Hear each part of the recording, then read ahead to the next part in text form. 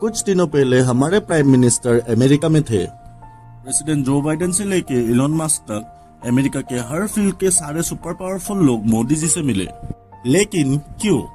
जब भी हम हमारे पीएम को किसी दूसरे देश जाते हुए देखते हैं तो कई लोगों की दिमाग में जोक्स आने लगते हैं कि हमारे प्राइम मिनिस्टर दुनिया के बेस्ट ट्रेवल इन्फ्लुएंसर है। लेकिन सच क्या इतना बेसिक है या फॉरेन विजिट के पीछे एक इम्पोर्टेंट रीजन है?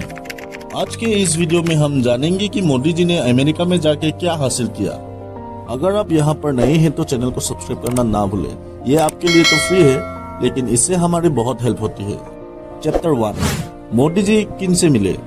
भारत और अमेरिका की पार्टनरशिप 21वीं सदी के सबसे इम्पोर्टेंट रिलेशनशिप होने वाले हैं।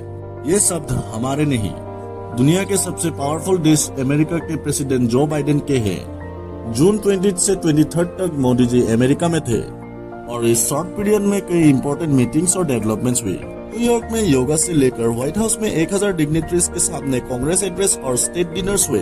आखिरी दिन इंडस्ट्री लीडर्स के साथ मीटिंग्स भी हुई। इसके अलावा मोदी जी न्यूयॉर्क में टेस्ला कंपनी के सीईओ इलॉन मस्क से भी मिली, जहां इलॉन मस्क ने ये अनाउंस किया कि जल्द ही टेस्ला भारत में आएगी। Incredibly excited about the future of India. I think India has more promise than any large country in the world. He really cares about India because he's pushing us to make significant investments in India, which it is something that we intend to do. अपने visit के आखिरी दिन पर Modi ji Indian और American industrialist से मिले। एक ही मंच पर शायद पहली बार गूगल, माइक्रोसॉफ्ट, एप्पल के सीईओज मौजूद थे। It was an honor to meet Prime Minister Modi during a historic visit to the US. The excitement here, in terms of seeing the progress India has made, particularly around the vision of Anand Mahindra, Mukesh Ambani, जेरोधास के निखिल कामत भी यहाँ present थे। इस session में मोदी जी ने global tech leaders को make in India यानी India ने भारत में अपने प्रोडक्ट्स को बनाने के लिए इनकरेज किया।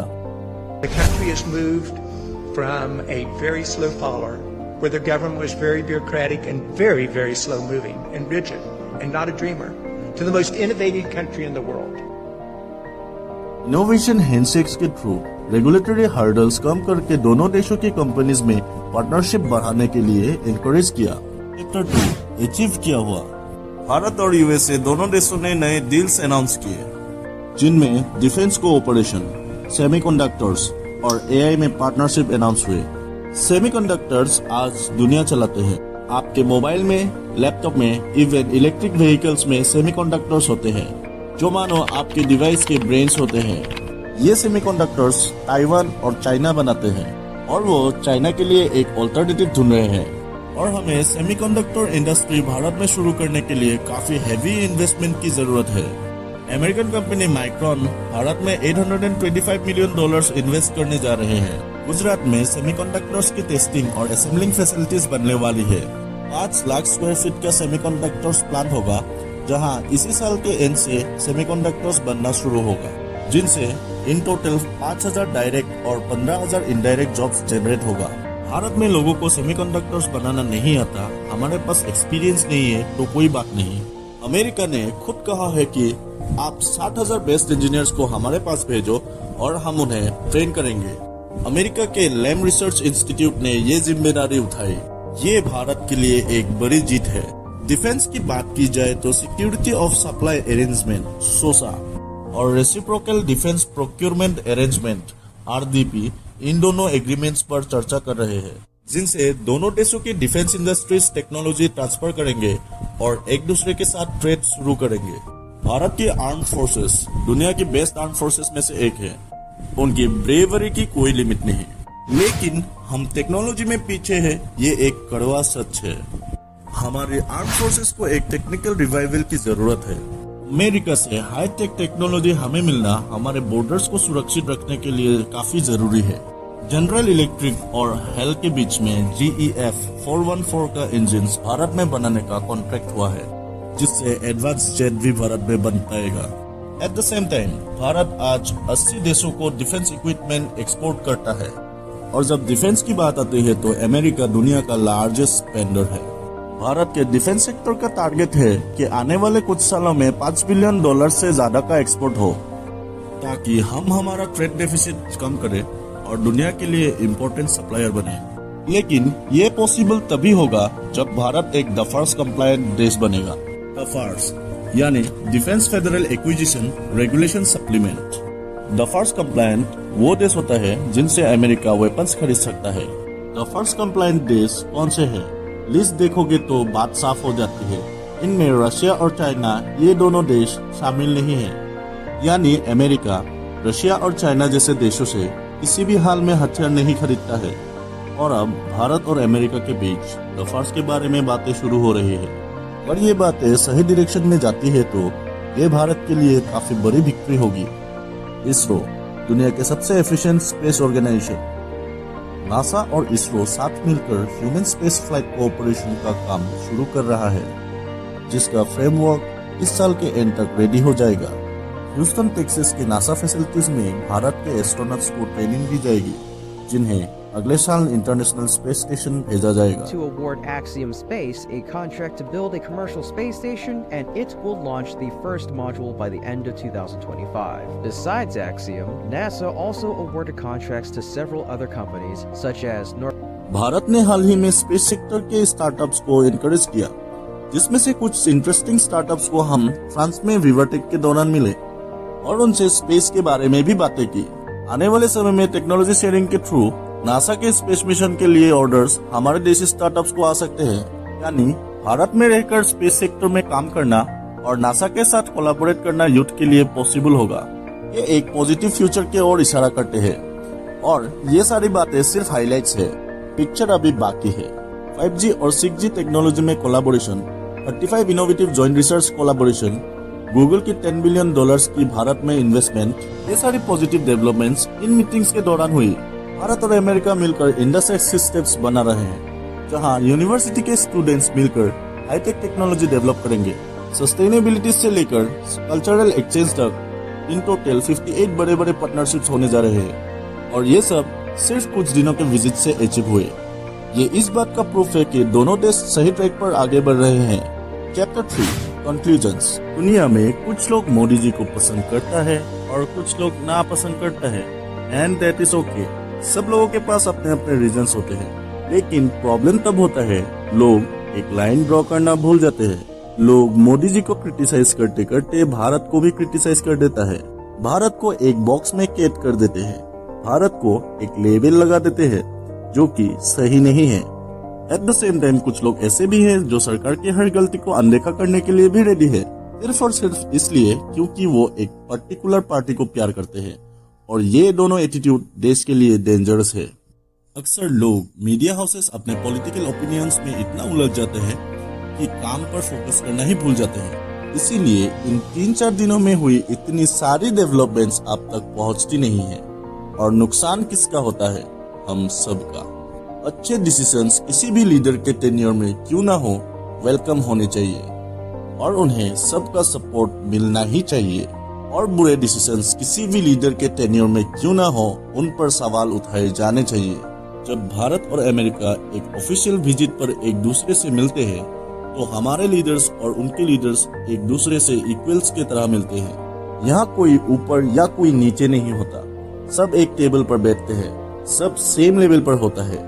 At such a moment focus diplomatic relations आगे बढ़ाकर अपने अपने देश के लिए इकोनॉमिक अपॉर्चुनिटीज पैदा करना होना चाहिए, ना कि नया दुश्मन बनाना। जहाँ दुनिया भारत को एज अ मार्केट देखती है, भारत दुनिया को एज अ फैमिली देखता है। लेकिन शायद अब हमें हमारे पॉइंट ऑफ व्यू बदलने की जरूरत है। जो देश जिस भाषा को जानता है, उसी भाषा में उनसे बातें करने की जरूरत है। जिसे कैपिटलिज्म समझता है, उसे कैपिटलिज्म के थ्रू ही बात को समझाना पड़ेगा। फ्रैंकली स्पीकिंग, अमेरिका और इंडिया के रिलेशन हमेशा से ही बहुत कॉम्प्लिकेटेड रहा है। हमारे ट्रेड रिलेशंस हमेशा से काफी अच्छे रहे। हमारे मिलिट्री रिलेशंस उतने अच्छे नहीं हैं, क्योंकि ट्रेडिशनली स्पीकिंग हम हमेशा से रशिया से ही वेपन्स खरीदते हैं। अब रशिया यूक्रेन वार की वजह से अमेरिका को एक काफी स्ट्रॉन्ग रीजन मिला है हमें उनकी तरफ लेने का। और जियोपॉलिटिकली अमेरिका ने हमें कभी भी सपोर्ट नहीं किया। यूएन से लेकर WTO तक सारे इंटरनेशनल इंस्टीट्यूट्स में उन्होंने हमें एब्यूज ही किया है। और ये सिचुएशन अब बदलने की सख्त जरूरत है। अगर आपको इस वीडियो से वैल्यू मिली तो इस वीडियो को शेयर करना ना भूलें और हमें सब्सक्राइब भी जरूर करें। नमस्कार दोस्तों, कुछ दिनों पहले उड़ीसा में एक डेडली ट्रेन एक्सीडेंट हुआ जहां 1000 से ज्यादा लोग घायल हुए और 200 से ज्यादा लोग मारे गए। ये 2004 के बाद होने वाले सबसे डेंजरस ट्रेन एक्सीडेंट था एंड आई एम शॉक्ड क्योंकि मुझे ट्रेन से ट्रेवल करना बहुत पसंद है। इवन 2 करोड़ से ज्यादा लोग हर रोज ट्रेन से ट्रेवल करते हैं। भारत में 1,15,000 लंबे रेलवे ट्रैक्स है और हर दिन 12,000 से ज्यादा ट्रेन इन ट्रैक्स पर दौड़ते हैं। आज की इस वीडियो में हम जानेंगे कि उड़ीसा में ट्रेन एक्सीडेंट क्यों हुआ, अलग अलग थ्योरीज क्या है, पॉसिबिलिटीज क्या है, ऐसे कौन से स्टेप्स है जिनकी मदद से हम इसे रोक सकते थे और कैसे कुछ लोगों ने इस ट्रेजेडी का इस्तेमाल अपने गंदे पॉलिटिकल एजेंडास के लिए किया। हम भारत के इम्पोर्टेंट पॉइंट्स के ऊपर एक सोल्यूशन ओरिएंटेड माइंड से वीडियोस बनाते हैं। अगर आपको हमारा काम अच्छा लगे तो प्लीज चैनल को सब्सक्राइब करना ना भूलें। ये आपके लिए तो फ्री है लेकिन इससे हमारी बहुत हेल्प होती है। चैप्टर 1, उड़ीसा में क्या हुआ। चलिए समझते हैं ये ट्रेन एक्सीडेंट क्यों और कैसे हुआ। ये पूरी कहानी 3 ट्रेन की है, Coromandel express, Bengaluru Howrah superfast express और एक गुड्स ट्रेन। 2 जून 2023 को उड़ीसा के बालासोर में एक हादसा हुआ। यहाँ 2 मेन लाइन्स है, एक अप लाइन और एक डाउन लाइन। अप लाइन से कोरोमंडल एक्सप्रेस आ रही थी और डाउन लाइन से Bengaluru Howrah superfast express. Coromandel express का स्पीड था 128 किलोमीटर प्रति घंटा। एक्चुअली ये दोनों ट्रेन एक दूसरे को आराम से क्रॉस करके निकल सकते थे, लेकिन अचानक से कोरोमंडल एक्सप्रेस अप लाइन को छोड़ के अप लूप लाइन पे चली गई और यहाँ खड़े एक गुड्स ट्रेन से टकरा गई और डिरेल हो गई। उसके कुछ कोचेस डिरेल होकर डाउन लाइन से आने वाले दूसरे ट्रेन से टकरा गए। In short, this was happen. अब कुछ सवाल खड़े होते हैं। पहला सवाल, क्या ये एक्सीडेंट ओवर स्पीडिंग की वजह से हुआ? The answer is no. Driver को मैक्सिमम 130 किलोमीटर प्रति घंटे की स्पीड से जाने की अनुमति थी और वो 128 किलोमीटर की प्रति घंटे की स्पीड से जा रहा था। इनफैक्ट ड्राइवर कहता है कि उसे ग्रीन सिग्नल भी मिला था, इसीलिए ऑफिशियल्स ने उसे क्लीन चिट दे दी। दूसरा सवाल, इस ट्रेन ने अचानक से ट्रैक कैसे बदला? कुछ बातें हैं जिनके बारे में इन्वेस्टिगेशन अभी भी जारी है और हो सकता है कि आने वाले समय में और खुलासा हो और रीजन सामने आए। एक प्लेन में ब्लैक बॉक्स होता है जो हर चीज का डेटा रिकॉर्ड करता है, कितने बजे क्या हुआ, किसने क्या एक्शन ली, एक्सेट्रा। इसकी मदद से प्लेन क्रैश होने पर पता चलता है कि एग्जैक्टली क्या हुआ था। वैसे ही एक ट्रेन में डेटा लॉगर होता है जिसमें सिग्नलिंग सिस्टम, ट्रेन एक्टिविटीज और ड्राइवर एक्शंस का डेटा रिकॉर्ड होता है। इस डेटा लॉगर से प्रॉपर्ली क्या हुआ इसकी जानकारी ले सकते हैं, लेकिन मीडिया ने कुछ और ही की। कई मीडिया एजेंसीज ने साइट पर जाकर पैसेंजर्स का इंटरव्यू लेना स्टार्ट किया। इससे इन्वेस्टिगेशंस में हेल्प होने की बजाय पैनिक और गुस्सा फैल गया। इससे अचीव कुछ नहीं हुआ क्योंकि जब इस इवेंट लॉगर की जांच पड़ताल होगी तभी कुछ पता चलेगा ये एग्जैक्टली हुआ क्या था। हमारे रेल मिनिस्टर अश्विनी वैष्णव जी कहते हैं कि ये एक्सीडेंट इलेक्ट्रॉनिक इंटरलॉकिंग और पॉइंट मशीन में किए गए एक चेंज की वजह से हुआ। ये वीडियो रिकॉर्ड करते समय सिग्नलिंग सिस्टम का फेलियर इस एक्सीडेंट का जिम्मेदार माना जाता है, लेकिन इन्वेस्टिगेशन जारी है। तीसरा सवाल, इसी साल फरवरी के महीने में ऐसा ही एक इंसिडेंट महेश्वर में रोका गया जहां हाईलाइट किया गया कि सिस्टम में सीरियस फ्लॉज है, लेकिन इस पर कोई सीरियस एक्शन नहीं ली गई। क्यों? चैप्टर 2, लोगों का रिएक्शन। जब भी भारत में दुर्घटना होती है तो अजीबोगरीब रिएक्शन सामने आते हैं। कुछ लोग होते हैं जो इस पूरे इंसिडेंट को एक कम्युनल एंगल देना चाहते हैं। लोगों ने ट्विटर पर ये पोस्ट करना स्टार्ट किया कि ये एक्सीडेंट फ्राइडे को हुआ और ड्रोन फुटेज शेयर करके कहा कि आसपास में दिखने वाला ये स्ट्रक्चर एक मॉस्क का हो सकता है, लेकिन असल में ये एक इस्कॉन टेम्पल है। एट द सेम टाइम कुछ पॉलिटिशियंस ने इस पूरे इंसिडेंट का पॉलिटिकल फायदा लेने की भी कोशिश की। फोकस सिर्फ गलती एग्जैक्टली किस पार्टी की है इस पर हो रहा था, ताकि हमारे सिस्टम में क्या बदलाव होने की जरूरत है इस पर। और ये भारत के लिए काफी खराब न्यूज है। इस मामले की जांच सीबीआई के द्वारा होने वाली है और इससे पहले भी जब ज्ञानेश्वर एक्सप्रेस की दुर्घटना हुई थी तब सीबीआई ने ही इसकी जांच की थी। कुछ पॉलिटिकल पार्टी सीबीआई को इन्वॉल्व करने के अगेंस्ट है। लॉजिक मेरे समझ के बाहर है। अगर आपको पता है तो कमेंट करके जरूर बताइए। उड़ीसा पुलिस ने लोगों को एक सख्त वार्निंग दी कि जो भी इस इंसिडेंट के बारे में सोशल मीडिया पर अफवाह फैलाने के लिए कोशिश करेगा उस पर सख्त कार्रवाई होगी। चैप्टर 3, ट्रेन एक्सीडेंट्स की हिस्ट्री। इस वीडियो की शुरुआत में हमारा ट्रेन सिस्टम कितना बड़ा है और कितना ज्यादा लोग इसका इस्तेमाल करते हैं इसके बारे में बात की। ट्रैक लेंथ की बात की जाए तो हमारा रेलवे सिस्टम दुनिया में 4th लार्जेस्ट रेलवे सिस्टम है, लेकिन यूरोप या अमेरिका जैसे सिस्टम जितना एडवांस नहीं है। वंदे भारत ट्रेन के साथ हम कोशिश जरूर कर रहे हैं, लेकिन ट्रेन के साथ साथ ट्रेन ट्रैक्स इम्प्रूव होना भी जरूरी है। ट्रेन डिरेलमेंट्स और ट्रेन एक्सीडेंट्स भारत के लिए कोई नई बात नहीं है। चलिए हिस्ट्री देखते हैं। 1981 में केरला के पेरुगन के पास आइलैंड एक्सप्रेस एक लोकल ट्रेन से टकराए और 150 लोग मारे गए। 1995 में यूपी के फिरोजाबाद में पुरुषोत्तम एक्सप्रेस कालिंदी एक्सप्रेस के साथ टकराए, जिसमें 358 लोगों की जान गई। 1998 में पंजाब के खन्ना में Jammu TAVI Selda express Kalindi express से टकराई और इसमें 212 लोगों की जान गई। 1999 में असम में ब्रह्मपुत्र मेल आबाद असम एक्सप्रेस से टकराई और इसमें 290 लोगों की जान गई। एक ट्रेन एक्सीडेंट की कई रीजन हो सकते हैं, ड्राइवर की गलती, सिग्नल की गलती, मैकेनिक की गलती या फिर सैबोटेज भी, यानी जानबूझकर एक ट्रेन एक्सीडेंट करवाने की कोशिश। एजी का ये रिपोर्ट कहता है कि 2018 से लेकर 2021 तक होने वाले सारे एक्सीडेंट्स में 70% एक्सीडेंट्स डिरेलमेंट की वजह से हुए थे, यानी डिरेलमेंट्स की हादसे होते ही रहते हैं और इस पर परमानेंट सॉल्यूशन निकालना सख्त जरूरत है। चैप्टर 4 सॉल्यूशंस के बारे में काफी कम लोग होते हैं जो बात कर पाते हैं, तो चलिए आज कुछ सॉल्यूशंस डिस्कस करते हैं जिससे भारत के सिस्टम्स को 1% ही क्यों ना हो बेहतर बना सकते हैं। नंबर 1 है कवच सिस्टम। कवच हमारे रिसर्च डिजाइन स्टैंडर्ड ऑर्गेनाइजेशन ने बनाया हुआ एक सिस्टम है। ये एक ऑटोमेटिक ट्रेन प्रोटेक्शन सिस्टम है। होता यह है कि एक लोको पायलट यानी एक ट्रेन का ड्राइवर जब भी कोई सिस्टम जैम करता है तो ये सिस्टम ऑटोमेटिकली एक्टिव हो जाता है, वो ट्रेन का कंट्रोल ले लेता है और ऑटोमेटिकली ब्रेक्स लग जाता है। SPAD यानी signal pass at danger accidents के मेजर रीजंस में से एक है। अगर ट्रेन के पथ में कोई ऑब्स्टिकल्स आ जाते हैं तो फिर भी ब्रेक्स लग जाते हैं, यानी हो सकता है कि ये कवर सिस्टम यहाँ पर एक्टिवेट होता तो ये एक्सीडेंट नहीं होता या फिर इतना गंभीर नहीं होता। इस सिस्टम में जब भी ट्रेन लेवल क्रॉसिंग से गुजरती है तो ऑटोमेटिकली सीटी बच जाती है, यानी ड्राइवर एरर की वजह से होने वाले एक्सीडेंट्स कम हो सकते हैं। पिछले साल इस सिस्टम के सक्सेसफुल डेमोन्स्ट्रेशन भारत ने किया और 2023 मार्च तक इन टोटल 1465 किलोमीटर के ट्रैक पर 77 लोकोमोटिव्स और 135 स्टेशंस पर यह सिस्टम एक्टिव है। मार्च 2024 तक न्यू दिल्ली से मुंबई और न्यू दिल्ली से हावड़ा इस एरिया पर ज्यादा मूवमेंट होने की वजह से ये सिस्टम यहाँ पर पहले शुरू होने जा रहा है। ये सिस्टम पूरे भारत में शुरू करने के लिए एटलीस्ट 5-6 साल जाने वाले हैं, लेकिन इसे हमें फास्ट करने की जरूरत है। Solution number 2 is inspection. हमारे रेल मिनिस्टर कहते हैं कि सैबोटेज के चांसेस अभी एलिमिनेट नहीं हुआ, यानी हो सकता है कि किसी ने जानबूझकर ये एक्सीडेंट करवाया हो, इसीलिए इस इन्वेस्टिगेशन में CVA इन्वॉल्व होने वाले हैं। 2010 में ज्ञानेश्वरी एक्सप्रेस ऐसे ही डिरेल हुई, जिसमें 148 लोग मारे गए और इसमें माओवादी लोगों का हाथ था। ऐसे इंसिडेंट्स अवॉइड करने के लिए सख्त स्टेप्स लेने ही होंगे। CCTV cameras, drones, infrared sensors, radar और लाइडर सिस्टम की मदद से ट्रैक्स के साथ होने वाले टेम्परिंग डिटेक्ट की जा सकती है। सोल्यूशन नंबर 3, हमारे रेलवे सिस्टम ओवरबर्डन्ड है और ट्रैक्स रिपेयर्स के लिए और मेंटेनेंस के लिए टाइम नहीं मिलता। ये एक रियलिटी है, इसे सुलझाने की कोशिश होनी चाहिए। लेटेस्ट टेक्नोलॉजी का इस्तेमाल करके हमारे सिग्नलिंग सिस्टम को इम्प्रूव करके देश के लाइफलाइन माने जाने वाले इन ट्रेन्स को हम बेहतर बना सकते हैं, पूरे भारतवासियों के लिए और सेफ बना सकते हैं। CAG का रिपोर्ट कहता है कि टैक्स के रिन्यूअल्स के लिए जितने फंड्स एलोकेट होते हैं वो यूज ही नहीं होते।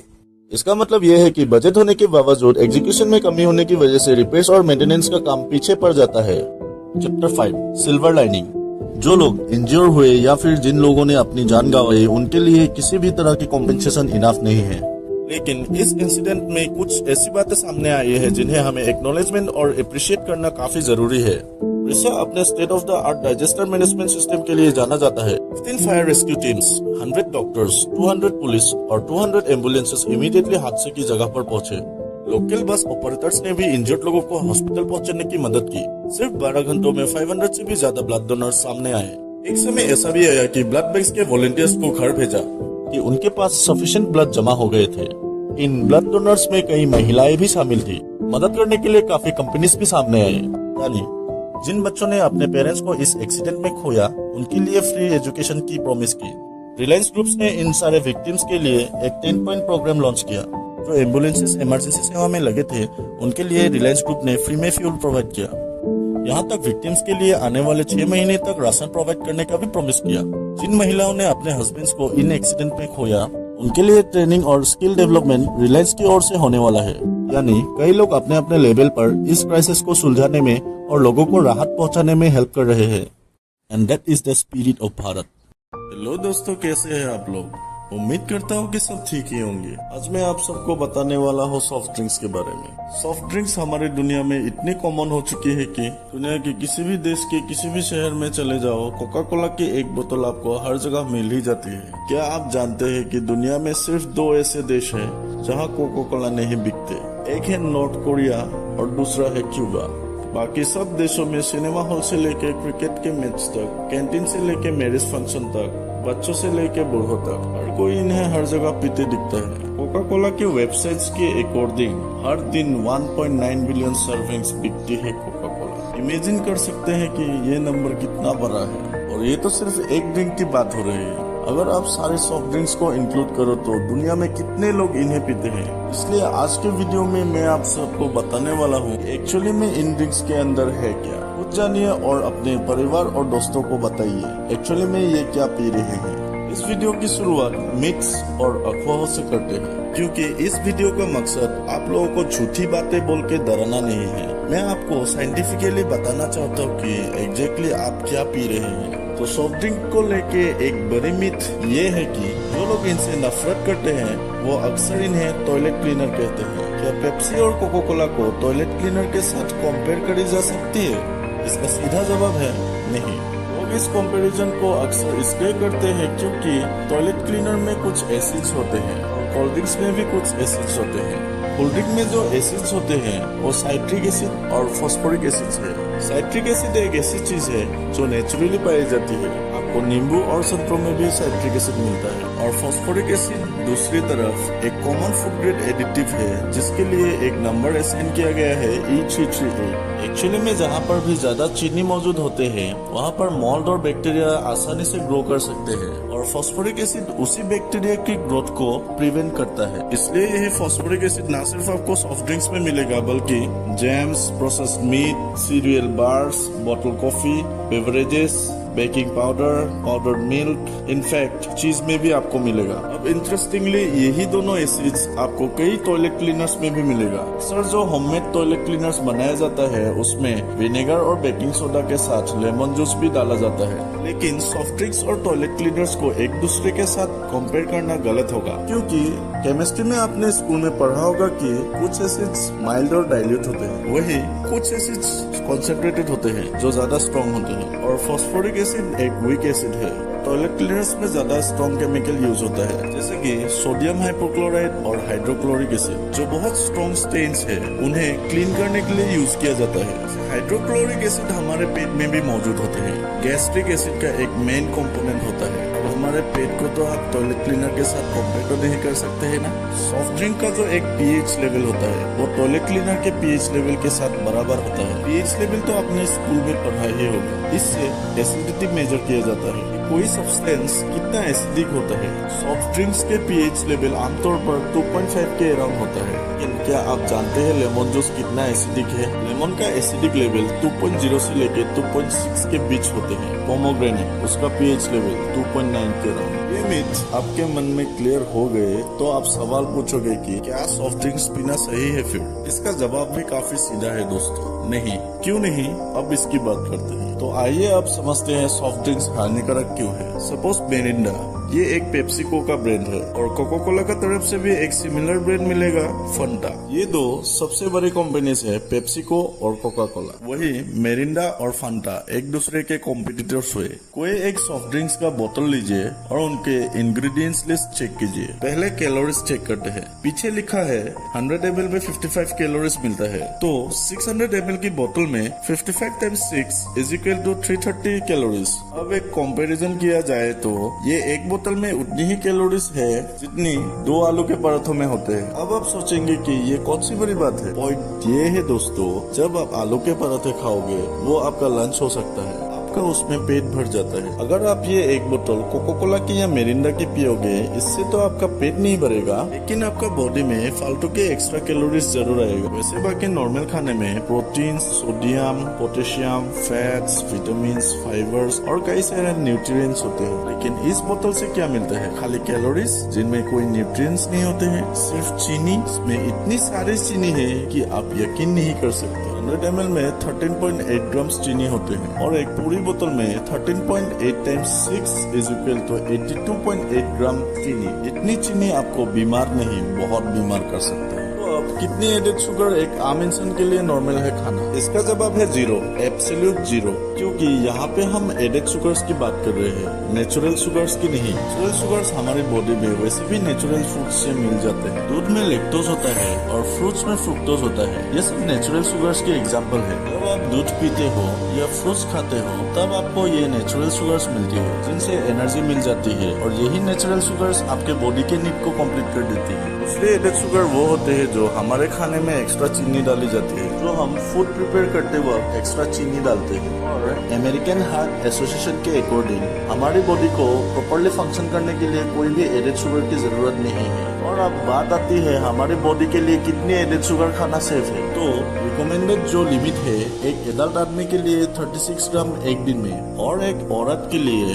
25 ग्राम एडेड शुगर एक दिन में। ये 600 ml सॉफ्ट ड्रिंक की बोतल में 82.8 ग्राम्स चीनी रहते हैं। इतनी सारी एडेड शुगर आपको बीमार नहीं बहुत बीमार करने के लिए काफी है। एक्स्ट्रा शुगर आप रेगुलरली कंज्यूम करने की वजह से joint pain, skin ageing, liver damage, type 2 diabetes, pancreas आपका ब्रेकडाउन कर जाएगा, किडनी फेलियर होगा, हार्ट अटैक का रिस्क ज्यादा बढ़ जाएगा और फाइनली मोटापा, ओबेसिटी भी होगी। शुगर के बारे में सबसे खतरनाक बात यह है कि आप इससे ठीक उसी तरह से एडिक्टेड हो सकते हो जिस तरह से लोग ड्रग एडिक्टेड होते हैं। 2017 की एक स्टडी ने शुगर एडिक्शन को कोकेन एडिक्शन के साथ तुलना की थी। आप अपनी जिंदगी में कुछ ऐसे लोग देखे होंगे जो सॉफ्ट ड्रिंक्स पीते हैं, जो काफी रेगुलरली पीते हैं। जो लोग शुगर से एडिक्टेड है वो लोग सॉफ्ट ड्रिंक्स पियेंगे या अगर रेगुलरली सॉफ्ट ड्रिंक्स नहीं पी रहे हैं तो वो कैंडीज खाएंगे, चॉकलेट्स खाएंगे, मिठाइयाँ खाएंगे, आइसक्रीम्स खाएंगे, जिन चीजों में ज्यादा चीनी पाई जाती है। अगर हम डाइट पेप्सी या डाइट कोक का बात करें तो सन 1964 में डाइट पेप्सी का लॉन्च हुआ था और कोको कोला ने सन 1982 में डाइट कोक का लॉन्च किया। इन दोनों सॉफ्ट ड्रिंक्स के डाइट वर्जन में 0 कैलोरीज है और 0 एडेड शुगर्स है। तो इसका मतलब क्या ये सेफ टू ड्रिंक है? तो मैं कहूँगा नहीं, क्योंकि इसमें आर्टिफिशियल स्वीटनर्स का इस्तेमाल किया जाता है जैसे कि एस्पार्टेम, सेचुराइन और सुक्रालोज। कई ऐसी स्टडीज ने इन्हें कैंसर से लिंक किया था जिसकी वजह से इन्हें कई जगहों पर बैन भी किया गया। एक लेटेस्ट स्टडीज जो आज से कुछ ही महीने पहले फ्रांस में 24 मार्च 2022 को किया गया था। 1 लाख एडल्ट्स पर 7-8 सालों के लिए इन्होंने देखा कि कोई इफेक्ट इन लोगों में आया कि नहीं। तब इन्होंने पाया कि एस्पार्टेम एक्चुअली में कैंसर का रिस्क बढ़ाता है। कुछ और स्टडीज ने इन्हें लिंक किया है heart disease, stroke, diabetes, kidney की टॉक्सिसिटी, लिवर की टॉक्सिसिटी, मेंटल हेल्थ प्रॉब्लम्स और बर्थ इफेक्ट से। 2014 में कोको कोला, पेप्सिको और कई ऐसे बेवरेजेस कंपनीज जैसे कि मैकडोनल्ड्स और केलॉग्स ने कहा था कि वो 12 साल की कम उम्र के बच्चों के सामने मार्केटिंग नहीं करेंगे। लेकिन आज के दिन में भी आप लोगों को इनडायरेक्ट मार्केटिंग देखने को मिलती है। स्कूल में क्विज कॉम्पिटिशन्स और क्रिकेट टूर्नामेंट्स ऑर्गेनाइज किया जाता है जिन्हें कोको कोला स्पॉन्सर करते हैं। इवन कोको कोला की खुद की एड्स में आपको बच्चे दिखने को मिलते हैं। मतलब ये बच्चों के लिए मार्केटिंग नहीं करेंगे बल्कि ये बच्चों के साथ मार्केटिंग करेंगे। इन चीजों को लेकर कई सेलिब्रिटीज है जो अपने आंखें खोल रही है, जैसे कि विराट कोहली ने कहा था कि वो अपनी पेप्सिको का कॉन्ट्रैक्ट रिन्यू नहीं करेंगे क्योंकि वो कोई ऐसी चीज एंडोर्स नहीं करना चाहते जो वो खुद कंज्यूम नहीं करते। 2014 में अमिताभ बच्चन ने भी कहा था कि उन्होंने पेप्सी की एड करना बंद कर दी। जब एक छोटी बच्ची ने उनसे एक स्कूल इवेंट में पूछा कि वो ऐसी चीज क्यों एंडोर्स करते हैं जिसे टीचर पॉइजन बताते हैं। लेकिन एक बड़ी लंबी लिस्ट है स्पोर्ट्समैन और सेलिब्रिटीज की जो आज के दिन तक भी इन प्रोडक्ट्स को एंडोर्स करने में और प्रोमोट करने में लगे हुए हैं। इस वीडियो के थ्रू मैं उनसे कहना चाहता हूँ कि ये सब करना बंद कर दीजिए। तो दोस्तों मैं आपसे रिक्वेस्ट करना चाहता हूँ कि जितनी भी एडेड शुगर्स चीजें हैं वो लेना बंद कर दीजिए। उन चीजों के जगह आप सादा पानी पीजिए। वीडियो में एंड तक बने रहने के लिए आपको बहुत बहुत धन्यवाद और इस वीडियो को शेयर करना मत भूलिए ताकि ज्यादा से ज्यादा आपके परिवार के लोग और दोस्तों तक ये इन्फॉर्मेशन पहुँच सके और सब अपने हेल्थ का ध्यान रखें। हेलो दोस्तों, कैसे हैं आप सब? उम्मीद करता हूँ कि सब बढ़िया ही होगा। आज के इस वीडियो में हम बात करने वाले हैं भारत के नॉर्थ ईस्ट के एक ऐसे राज्य के बारे में जो अपनी प्राकृतिक सुंदरता के कारण किसी जन्नत से कम नहीं है, जिसे कहा जाता है सॉन्गबर्ड ऑफ इंडिया। यहाँ के पहाड़ियों के कारण यहाँ की भूमि को ब्लू माउंटेन्स की भूमि भी कहा जाता है। यहाँ के लोग भारत के सबसे खुशहाल लोग माना जाता है और यहाँ की लड़कियाँ भारत में सबसे खूबसूरत मानी जाती है। इस राज्य के लोग रहते हैं बांस के बने घरों में और भारत में सबसे ज्यादा बांस का उत्पादन भी यही होता है। इस राज्य के लोग भारत में सबसे ज्यादा ईमानदार और शिक्षित होते हैं। यहाँ के रहने वाले लोग खेती करते हैं यूनिक तरीकों से, जिसे झूम खेती कहा जाता है। दोस्तों, आज हम बात कर रहे हैं भारत के 7 सिस्टर्स कहे जाने वाले राज्यों में से एक मिजोरम के बारे में। तो चलिए बिना देर किए शुरू करते हैं आज की वीडियो। सबसे पहले बता दें कि एक कमाल का बेहद खूबसूरत राज्य भारत का पूर्वोत्तर में स्थित है, जिसकी राजधानी है आइजोल और यह मिजोरम का सबसे बड़ा शहर भी है। क्षेत्रफल के हिसाब से मिजोरम भारत का 5वां सबसे छोटा राज्य है। अगर जनसंख्या की बात करें तो ये देश का दूसरा सबसे कम आबादी वाला राज्य है। इस राज्य की जनसंख्या भारत की कुल जनसंख्या का 0.09% है। तो पूरी दुनिया में सबसे ज्यादा पितर पक्षी आपको यही देखने को मिलेंगे, जिनकी आवाज की वजह से यहाँ का वातावरण हमेशा संगीत में रहता है और इसलिए इस राज्य को सॉन्गबर्ड ऑफ इंडिया भी कहा जाता है। यहाँ के लगभग 85% लोग ईसाई धर्म, 8% लोग बौद्ध धर्म और 7% लोग हिंदू धर्म का पालन करते हैं। आप सबने सुना होगा कि जापान के लोग बहुत ही ज्यादा ईमानदार होता है। वहाँ ऐसी दुकानें होती है जहाँ दुकानदार मौजूद नहीं होते। इन दुकानों के सामान पे उसकी कीमत लिखी होती है। वहाँ से आप सामान लेकर पैसा दुकान के कैश काउंटर में रख सकते हैं। क्या ऐसी दुकान अपने देश में संभव है? अगर आपका जवाब ना है तो आप गलत हैं। आपको जानकर हैरानी होगी कि भारत के मिजोरम के गांव में ऐसे भी दुकानें होते हैं जहां दुकानदार मौजूद नहीं होते हैं, जहां से आप बिना दुकानदार के भी सामान ले सकते हैं। आपकी जानकारी के लिए बता दो, इस राज्य के लोग बहुत ही ईमानदार होते हैं। मिजोरम एक लैंडलॉक्ड स्टेट है। अगर राज्य की सीमाओं की बात करें तो इसकी सीमा हमारे 2 पड़ोसी मुल्कों की सीमाओं से लगते हैं। मिजोरम अपनी सीमाएं मणिपुर, त्रिपुरा, असम, बांग्लादेश और म्यांमार के साथ साझा करते हैं। मिजोरम के जलवायु का बात करें तो यहाँ का मौसम सालों भर सुहाने रहते हैं। गर्मी के मौसम में जहाँ दिल्ली जैसे शहरों की तापमान आसमान छूता है, वही उस वक्त मिजोरम का तापमान 29 डिग्री से 30 डिग्री सेल्सियस के आसपास होता है। सर्दी के मौसम में भी यहाँ का नियंत्रण तापमान 10 डिग्री सेल्सियस के नीचे नहीं जाता। वर्षा के मौसम मतलब मई से अगस्त के बीच यहाँ बहुत बारिश होते हैं। एक बात बता दे कि मिजोरम भारत में केरल के बाद दूसरे सबसे ज्यादा लिटरेसी रेट वाले राज्य है। इस राज्य की शिक्षा लगभग 92% है। साथ ही भारत की सबसे लिटरेसी रेट वाला जिला भी मिजोरम में ही मौजूद है। मिजोरम में सेरचिप नाम का एक जिला है जहां लिटरेसी रेट लगभग 98% है। इस राज्य में 6 से 14 साल के बच्चों के लिए पढ़ाई मुफ्त है और अनिवार्य है। इस राज्य में स्थित नीलगिरी की पहाड़ियों के कारण इसे ब्लू माउंटेन्स की भूमि भी कहा जाता है। इस पहाड़ी पर घने जंगल और नीलगिरी पर्वत होने के कारण ये इलाका बहुत ही खूबसूरत लगता है। हरे भरे जंगल और जहाँ तक नजर जाए वहाँ तक फैले पहाड़ इसकी खूबसूरती में 4 चांद लगा देता है। अगर हम मिजोरम के बोले जाने वाले भाषा के बारे में बात करें तो यहाँ की प्रमुख भाषा कुकी है। ये राज्य सर्वाधिक अनुसूचित जनजाति वाला राज्य है। यहाँ कुल जनसंख्या की 93.6% आबादी अनुसूचित जनजाति की है, जिसमें मिजो जनजाति के लोगों की संख्या सबसे ज्यादा है। ये जनजाति कई अन्य प्रजातियों में भी बांटे हुए हैं, जिनमें सबसे ज्यादा संख्या लुसाई लोगों की है। यहाँ के मुख्य जनजाति की बात करें तो उनमें कुकी का नाम सबसे पहले आता है। इसके अलावा राल्ते, पेंगखोप, लखेर और पाइटे जैसी जनजातियाँ और कबीले आज भी मिजोरम में मौजूद है। मिजोरम के लोगों की रहन सहन की बात करें तो यहाँ के ज्यादातर जनजाति पहाड़ी के ढलानों पे बांस और लकड़ी से बने घरों में रहते हैं। मिजोरम को विभिन्न शिल्पों में उत्कृष्ट शिल्पकारों तथा कुशल कारीगरों की धरती माना जाता है। बांस तथा बेत से संबंधित शिल्प इस राज्य के लोगों की आय का सबसे बड़ा साधन है।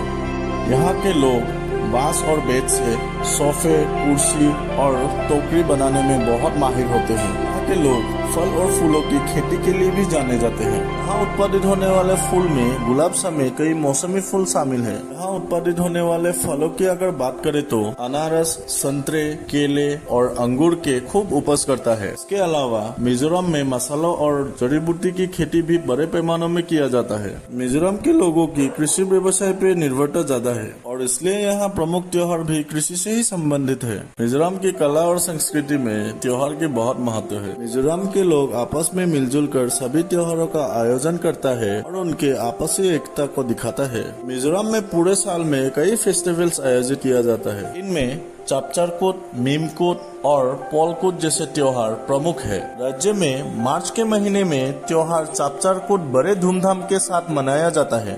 यह त्योहार मुख्य रूप से फसलों की कटाई से संबंधित होता है। इस उत्सव में चेराव या बांस नृत्यों का आयोजन किया जाता है। इसे मिजोरम के सबसे पुराने नृत्यों में से एक माना जाता है। ये एक ऐसा नृत्य शैली है जिसमें बांस को जमीन पे क्रॉस फॉर्मेशन में रखा जाता है और लोग उनके बीच में जंप करते हुए नाचते हैं। मिजोरम में अगस्त और सितंबर महीने में मनाया जाने वाला प्रमुख त्योहार मीमकूट भी बहुत उल्लास के साथ मनाया जाता है। मीमकूट त्योहार में भी मुख्य रूप से नृत्य किया जाता है। मिजोरम के लोग फसलों की कटाई पूरी होने के बाद और एक त्योहार मनाते हैं जिसे पालकोट बोला जाता है, जो त्योहार 2 दिन तक चलता है। चलिए दोस्तों, अब यहाँ के इतिहास के बारे में भी जान लेते हैं। 16वीं शताब्दी में मिजोरम के इतिहास अस्तित्व में आया। मिजोरम में 18वीं और 19वीं शताब्दी में बहुत जनजातीय युद्ध हुआ, लेकिन मिजोरम 1851 में ब्रिटिश के कब्जे में चला गया। इसके कुछ सालों बाद लोसाई का पर्वतीय क्षेत्र असम और आधा दक्षिण भाग बंगाल के अधीन रहा। सन 1898 में दोनों राज्यों ने मिलकर मिजोरम को एक जिला बना दिया। इसका नाम लोसाई हिल्स पड़ा। ये असम के प्रशासन के कंट्रोल में आ गया। 1972 में पूर्वोत्तर क्षेत्र पुनर्गठन अधिनियम लागू हुआ। इसके बाद मिजोरम को केंद्र शासित प्रदेश का दर्जा दे दिया गया। इसके 14 साल बाद भारत सरकार और मिजो नेशनल फ्रंट के बीच 1986 में एक समझौता हुआ। उसके बाद 20 फरवरी 1987 में इसे पूर्ण राज्य का दर्जा दे दिया गया। आपको ये जानकर आश्चर्य होगा कि दुनिया के सबसे बड़ा परिवार कहीं और नहीं बल्कि भारत के ही मिजोरम राज्य के बक्तवांग गांव में रहते हैं, जो मिजोरम की राजधानी आइजोल से 62 किलोमीटर की दूरी पर स्थित है। इस परिवार के मुखिया का नाम जियोनाचाना है, जिनकी हाल ही में 76 साल की उम्र में मृत्यु हो गई। जियोनाचाना का जन्म 21 जुलाई 1945 में हुआ था। परिवार में जियोनाचाना 39 पत्नियों, 94 बच्चों, 14 बहुओं और 33 पोते पोतियों समेत कुल 181 लोगों के साथ 100 रूम वाले एक बड़े से घर में रहते थे। अगर इन लोगों के खाने पीने की बात करें तो एक परिवार का महीने भर का राशन जियोनाचाना का परिवार एक दिन में खा जाता है। इनके एक दिन के खाने में 40 किलो चावल, 40 किलो चिकन, 24 किलो दाल और 50 किलो सब्जी की जरूरत पड़ते हैं। और ये तो हम आपको बता ही चुके हैं कि मिजोरम की महिलाएं और लड़कियां पूरे नॉर्थ ईस्ट में सबसे खूबसूरत माने जाते हैं। जब ये अपने पारंपरिक वस्त्र को पहन के निकलते हैं तो आप इनकी खूबसूरती को देखते रह जाएंगे। बिना कोई मेकअप के इनकी खूबसूरती को देखते ही बनती है। मिजोरम के वेशभूषे और पहनावे देश के दूसरे राज्यों से थोड़े अलग है। मिजोरम के पारंपरिक परिधान में पुआन का नाम सबसे आगे आता है। पुआन मिजोरम के महिलाओं का एक सुंदर पहनावा है। साथ ही मिजोरम में महिलाओं के वस्त्रों को पुंछी कहते हैं। यहाँ की पहनावा या यहाँ की वेशभूषा यहाँ की प्राचीन संस्कृतियों को दर्शाती है। मिजोरम के लोगों की पारंपरिक ड्रेसेस को मिजोरम स्टेट म्यूजियम में देख सकते हैं। मिजोरम की सिटीज में आपको वेस्टर्न कल्चर्स भी दिखाई देगा। दोस्तों, मिजोरम भारत में सबसे ज्यादा बांस उत्पादन करते हैं और यहाँ के लोग बांसों से काफी खूबसूरत चीजें बनाते हैं, लेकिन इन बांसों की वजह से इन्हें चूहों की परेशानी रहती है। आपकी जानकारी के लिए बता दें कि सन 1969 में चूहों द्वारा पूरा अनाज खा जाने के कारण यहाँ बहुत बड़ी भूखमरी आ गई थी और उसके बाद चूहों को एक समस्या बनाकर एक पार्टी भी बनाई गई। अगर आप प्रदूषण मुक्त और साफ सुथरी जगह की तलाश में हैं तो एक बार आपको मिजोरम जरूर जाना चाहिए। यहाँ के वातावरण देखकर आपको जो सुकून मिलेगा ये शायद आपको कहीं नहीं मिल सकता। ये राज्य बहुत ही साफ सुथरा है। आपको यहाँ कहीं भी गंदगी नहीं मिलेगी। यहाँ के लोग भी सफाई के प्रति बहुत ही जागरूक है। मिजोरम घूमने के लिए बहुत अच्छी जगह है। यहाँ पर कई झील, पर्वत, जंगल और गार्डन है जो दुनिया भर से पर्यटकों को आकर्षित करता है। राजधानी शहर आइजोल में आप तुर्तलांग हिल्स, टेमडिल झील, पाइखाई, मिनी जियोलॉजिकल गार्डन और मिजोरम स्टेट म्यूजियम जैसी जगह घूमने जा सकते हैं। मिजोरम में प्राकृतिक सुंदरता बिखरे पड़े है। यहाँ एक से बढ़कर एक खूबसूरत जगह है जो आपको एक अलग ही दुनिया में ले जाएंगे।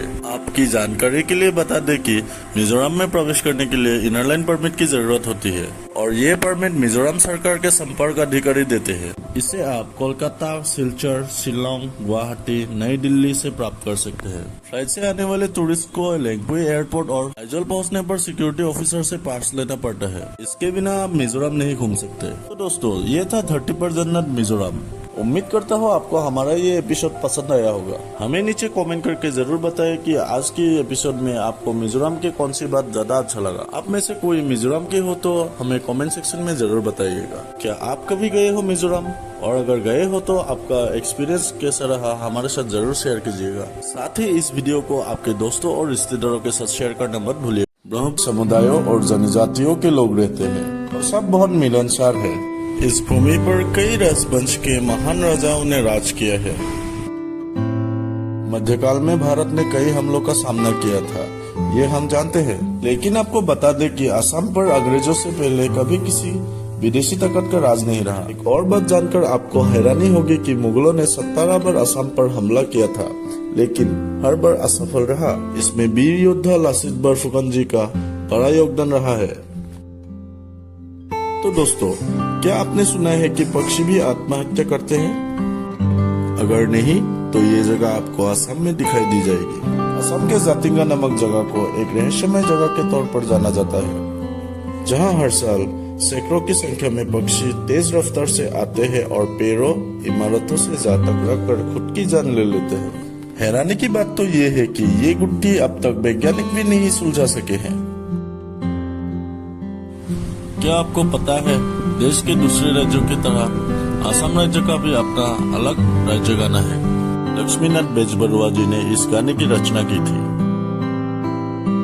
देश के कई अन्य राज्यों की तरह असम में भी खेती ही लोगों के प्रमुख व्यवसाय है। आमदनी का मामले में असम में खेती का स्थान तीसरे नंबर पर आता है। हालांकि चाय उत्पादन के मामले में विश्व में इसका बहुत बड़ा योगदान है। असम सिर्फ एक प्रदेश का नाम ही नहीं, प्राकृतिक सौंदर्य, प्रेम, विभिन्न संस्कृतियों इत्यादि की झलक का प्रतीक है। असम की ढेर सारी संस्कृतियों में से बिहू एक ऐसी परंपरा है जो यहाँ की गौरव है। असम में मनाए जाने वाले बिहू 3 तरह के होते हैं: बोहाग बिहू, काती बिहू और माघ बिहू। असमीज कैलेंडर बोहाग महीने से शुरू होता है। असम का ड्रेस। महिलाओं के ड्रेस 2 भागों में विभाजित है। ऊपर का हिस्सा ट्रेडिशनल चादर से ढका जाता है और वही नीचे पहनावा को मेखला कहा जाता है। पुरुषों के पहनावे में ऊपर कुर्ता और नीचे धोती होती है। इसके साथ में हम लोग गले में गामूसा लगाते हैं। केवल एक कपड़ा का टुकड़ा ही नहीं, बल्कि असम की अनुभूति तथा जातिगत सम्मान और स्वाभिमान का हिस्सा है। असम में लुभावनी नजारों के अलावा जो चीज सबसे अधिक आकर्षित करती है वो है यहाँ का ट्रेडिशनल खाना। यहाँ के ट्रेडिशनल खाने का स्वाद एकदम अलग है, जो आपको देश में कहीं नहीं मिलेगा। खास तौर से यहाँ का नॉनवेज फूड का कोई मुकाबला नहीं। स्वादिष्ट पोर्क, चिकन, डक के कई व्यंजन का स्वाद चखने को मिलेगा। यहाँ पे व्यंजनों की बात होती है तो खार का नाम सबसे पहले लिया जाता है, जिसके इस्तेमाल से भोजन का स्वाद अलग ही हो जाता है। इसके साथ ही असम का एक फेमस डिश आलू पिटिका, जो शुद्ध शाकाहारी व्यंजन है, और कई जैसे कि पोलू, ड्राई फ्राई, तिल गाहोरी, ओटिंगा मास एक्सेट्रा। इसके साथ ही बिहू त्योहार के वक्त हर घर में चावल से बने कई तरह के पिठा और लाडू बनाया जाता है। असम अपने वन्यजीव पर्यटन के लिए भी जाना जाता है। राष्ट्रीय उद्यान और अन्य अभयारण्य असम के प्रमुख पर्यटन स्थल है। पर्यटन मंदिर और स्मारकों के लिए भी जाना जाता है। आइए एक नजर डालते हैं असम के बेहतरीन जगहों पर।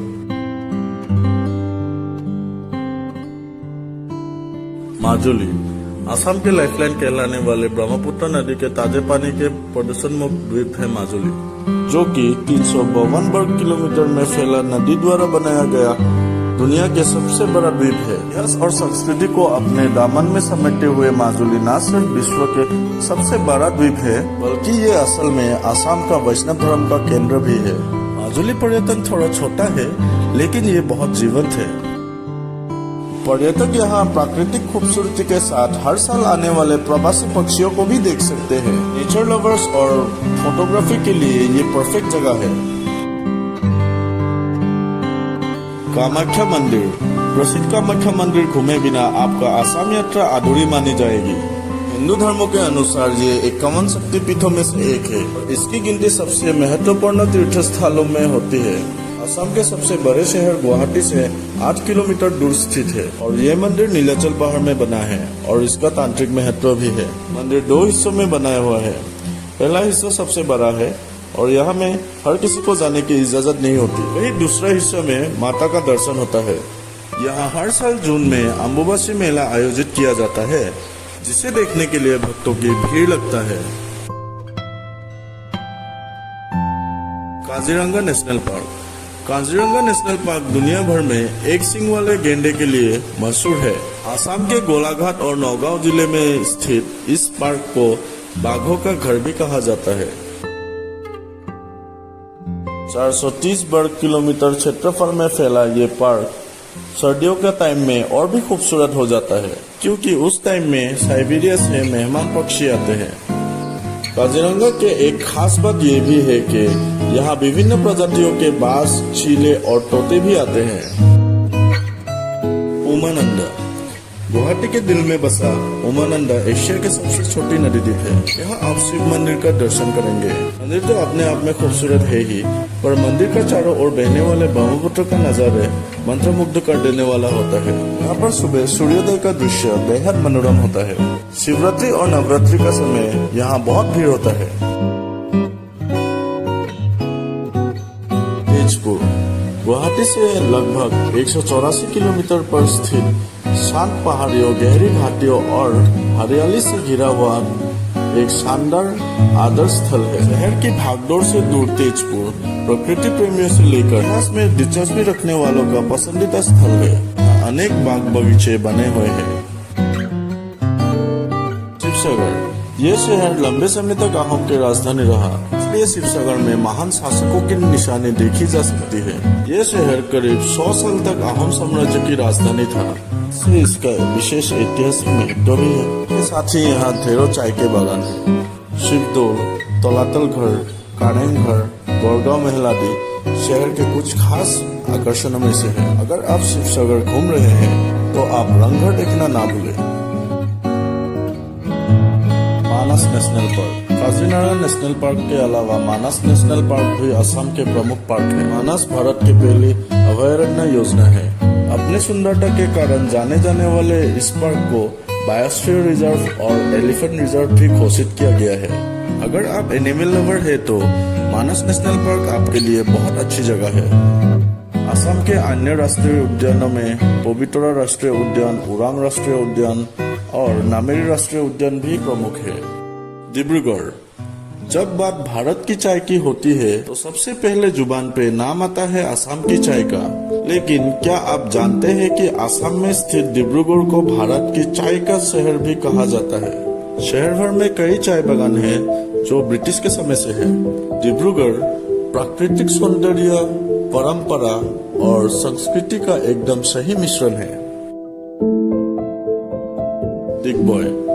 तिनसुकिया जिले में स्थित दिग्बोय में 19वीं शताब्दी में कच्चे तेल का जन्म हुआ था, जिसे ऑयल सिटी के नाम से भी जाना जाता है।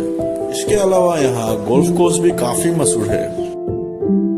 असम सिर्फ घूमने के लिए ही सही नहीं, बल्कि शॉपिंग करने के लिए भी काफी अच्छी जगह है। यहाँ के स्थानीय बाजारों में आपको कई खास चीजें मिल जाएंगी, चाहे वो ट्रेडिशनल कपड़े हो, ज्वेलरी हो, ट्रेडिशनल डिजाइन वाले खास आइटम्स हो या फिर बर्तन। कई प्रकार के चाय, यहाँ आपको सब कुछ मिलेंगे जो आपको चाहिए। अगर आप रोमांस से प्यार करते हैं तो असम एक ऐसी जगह है जहाँ आप कभी बोर नहीं होंगे। तो दोस्तों, कैसा लगा आपको असम से जुड़ी इतना बढ़िया बढ़िया चीजों के बारे में जानकर? क्या आपने कभी शेयर किया है इस खूबसूरत राज्य की हमें और अगर आपको असम पसंद है तो कमेंट में जरूर लिखिए। हुनाली आमार असम, जय असम। कुछ दिनों पहले हमारे प्राइम मिनिस्टर अमेरिका में थे। प्रेसिडेंट जो बाइडेन से लेके इलॉन मस्क तक अमेरिका के हर फील्ड के सारे सुपर पावरफुल लोग मोदी जी से मिले। लेकिन क्यों? जब भी हम हमारे पीएम को किसी दूसरे देश जाते हुए देखते हैं तो कई लोगों की दिमाग में जोक्स आने लगते हैं कि हमारे प्राइम मिनिस्टर दुनिया के बेस्ट ट्रेवल इन्फ्लुएंसर है। लेकिन सच क्या इतना बेसिक है? या फॉरेन विजिट के पीछे एक इम्पोर्टेंट रीजन है। आज के इस वीडियो में हम जानेंगे कि मोदी जी ने अमेरिका में जाके क्या हासिल किया। अगर आप यहाँ पर नए हैं तो चैनल को सब्सक्राइब करना ना भूलें। ये आपके लिए तो फ्री है, लेकिन इससे हमारी बहुत हेल्प होती है। चैप्टर 1, मोदी जी किन से मिले। भारत और अमेरिका की पार्टनरशिप 21वीं सदी के सबसे इम्पोर्टेंट रिलेशनशिप होने वाले हैं। ये शब्द हमारे नहीं, दुनिया के सबसे पावरफुल देश अमेरिका के प्रेसिडेंट जो बाइडेन के हैं। जून 20 से 23 तक मोदी जी अमेरिका में थे और इस शॉर्ट पीरियड में कई इंपॉर्टेंट मीटिंग्स और डेवलपमेंट्स हुई। न्यूयॉर्क में योगा से लेकर व्हाइट हाउस में 1000 डिग्निटरीज के सामने कांग्रेस एड्रेस और स्टेट डिनर्स हुए। आखिरी दिन इंडस्ट्री लीडर्स के साथ मीटिंग्स भी हुई। इसके अलावा मोदी जी न्यूयॉर्क में टेस्ला कंपनी के सीईओ इलॉन मस्क से भी मिली, जहां इलॉन मस्क ने ये अनाउंस किया कि जल्द ही टेस्ला भारत में आएगी। Incredibly excited about the future of India. I think India has more promise than any large country in the world. He really cares about India because he's pushing us to make significant investments in India, which it is something that we intend to do. अपने visit के आखिरी दिन पर Modi ji Indian और American industrialist से मिले। एक ही मंच पर शायद पहली बार गूगल, माइक्रोसॉफ्ट, एप्पल के सीईओज मौजूद थे। It was an honor to meet Prime Minister Modi during a historic visit to the US. The excitement here, in terms of seeing the progress India has made, particularly around साथ ही the vision साथ of Anand Mahindra, Mukesh Ambani, जेरोधास के निखिल कामत भी यहाँ present थे। इस session में मोदी जी ने global tech leaders को मेक इन इंडिया यानी इंडिया ने भारत में अपने प्रोडक्ट्स को बनाने के लिए इनकरेज किया। The country has moved from a very slow follower, where the government was very bureaucratic and very, very slow moving and rigid and not a dreamer, to the most innovative country in the world. Innovation handshakes के through regulatory hurdles कम करके दोनों देशों की companies में partnership बढ़ाने के लिए encourage किया। चैप्टर 2, अचीव किया हुआ। भारत और यूएसए दोनों देशों ने नए डील्स अनाउंस किए, जिनमें डिफेंस कोऑपरेशन, सेमीकंडक्टर्स और एआई में पार्टनरशिप अनाउंस हुए। सेमीकंडक्टर्स आज दुनिया चलाते हैं। आपके मोबाइल में, लैपटॉप में, इवन इलेक्ट्रिक व्हीकल्स में सेमीकंडक्टर्स होते हैं, जो मानो आपके डिवाइस के ब्रेन्स होते हैं। ये सेमीकंडक्टर्स ताइवान और चाइना बनाते हैं और वो चाइना के लिए एक ऑल्टरनेटिव ढूंढ रहे हैं। और हमें सेमीकंडक्टर इंडस्ट्री भारत में शुरू करने के लिए काफी हैवी इन्वेस्टमेंट की जरूरत है। अमेरिकन कंपनी माइक्रॉन भारत में $825 मिलियन इन्वेस्ट करने जा रहे हैं। गुजरात में सेमीकंडक्टर्स की टेस्टिंग और असेंबलिंग फैसिलिटीज बनने वाली है। 5 लाख स्क्वायर फीट का सेमीकंडक्टर्स प्लांट होगा, जहां इसी साल के एंड से सेमीकंडक्टर्स बनना शुरू होगा, जिनसे इन टोटल 5000 डायरेक्ट और 15000 इनडायरेक्ट जॉब्स जनरेट होगा। भारत में लोगों को सेमीकंडक्टर्स बनाना नहीं आता, हमारे पास एक्सपीरियंस नहीं है तो कोई बात नहीं। अमेरिका ने खुद कहा है कि आप 60,000 बेस्ट इंजीनियर्स को हमारे पास भेजो और हम उन्हें ट्रेन करेंगे। अमेरिका के लैम रिसर्च इंस्टीट्यूट ने ये जिम्मेदारी उठाई। ये भारत के लिए एक बड़ी जीत है। डिफेंस की बात की जाए तो सिक्योरिटी ऑफ सप्लाई अरेंजमेंट सोसा और reciprocal defence procurement arrangement RDP, इन दोनों एग्रीमेंट्स पर चर्चा कर रहे हैं, जिनसे दोनों देशों की डिफेंस इंडस्ट्रीज टेक्नोलॉजी ट्रांसफर करेंगे और एक दूसरे के साथ ट्रेड शुरू करेंगे। भारत की आर्म फोर्सेस दुनिया की बेस्ट आर्म फोर्सेस में से एक है। उनकी ब्रेवरी की कोई लिमिट नहीं, लेकिन हम टेक्नोलॉजी में पीछे हैं, ये एक कड़वा सच है। हमारी आर्म फोर्सेस को एक टेक्निकल रिवाइवल की जरूरत है। अमेरिका से हाई टेक टेक्नोलॉजी हमें मिलना हमारे बॉर्डर्स को सुरक्षित रखने के लिए काफी जरूरी है। जनरल इलेक्ट्रिक और हेल के बीच में GEF 414 का इंजन भारत में बनाने का कॉन्ट्रैक्ट हुआ है, जिससे एडवांस जेट भी भारत में बन पाएगा। At the same time Bharat आज 80 देशों को डिफेंस इक्विपमेंट एक्सपोर्ट करता है, और जब डिफेंस की बात आती है तो अमेरिका दुनिया का लार्जेस्ट स्पेंडर है। भारत के डिफेंस सेक्टर का टारगेट है कि आने वाले कुछ सालों में $5 बिलियन से ज्यादा का एक्सपोर्ट हो, ताकि हम हमारा ट्रेड डेफिसिट कम करें और दुनिया के लिए इम्पोर्टेंट सप्लायर बने। लेकिन ये पॉसिबल तभी होगा जब भारत एक डफार्स कंप्लायंट देश बनेगा। डफार्स यानी defence federal acquisition regulation supplement. DFARS compliant वो देश होता है जिनसे अमेरिका वेपन्स खरीद सकता है। डफार्स कंप्लायंट देश कौन से हैं? लिस्ट देखोगे तो बात साफ हो जाती है। इनमें रशिया और चाइना ये दोनों देश शामिल नहीं है। यानी अमेरिका रशिया और चाइना जैसे देशों से किसी भी हाल में हथियार नहीं खरीदता है। और अब भारत और अमेरिका के बीच दफार्स के बारे में बातें शुरू हो रही है। और ये बातें सही डायरेक्शन में जाती है तो ये भारत के लिए काफी बड़ी विक्ट्री होगी। इसरो दुनिया के सबसे एफिशिएंट स्पेस ऑर्गेनाइजेशन। नासा और इसरो साथ मिलकर ह्यूमन स्पेस फ्लाइट कोऑपरेशन का काम शुरू कर रहा है, जिसका फ्रेमवर्क इस साल के एंड तक रेडी हो जाएगा। ह्यूस्टन टेक्सास के नासा फैसिलिटीज में भारत के एस्ट्रोनॉट्स को ट्रेनिंग दी जाएगी, जिन्हें अगले साल इंटरनेशनल स्पेस स्टेशन भेजा जाएगा। To award Axiom Space a contract to build a commercial space station, and it will launch the first module by the end of 2025. Besides Axiom, NASA also awarded contracts to several other companies such as Bharat ने हाल ही में space sector के startups को encourage किया, जिसमें से कुछ interesting startups को हम फ्रांस में विवर्टेक के दौरान मिले और उनसे स्पेस के बारे में भी बातें की। आने वाले समय में टेक्नोलॉजी शेयरिंग के थ्रू नासा के स्पेस मिशन के लिए ऑर्डर्स हमारे देशी स्टार्टअप्स को आ सकते हैं। यानी भारत में रहकर स्पेस सेक्टर में काम करना और नासा के साथ कोलैबोरेट करना यूथ के लिए पॉसिबल होगा। ये एक पॉजिटिव फ्यूचर की ओर इशारा करते हैं। और ये सारी बातें सिर्फ हाइलाइट्स है, पिक्चर अभी बाकी है।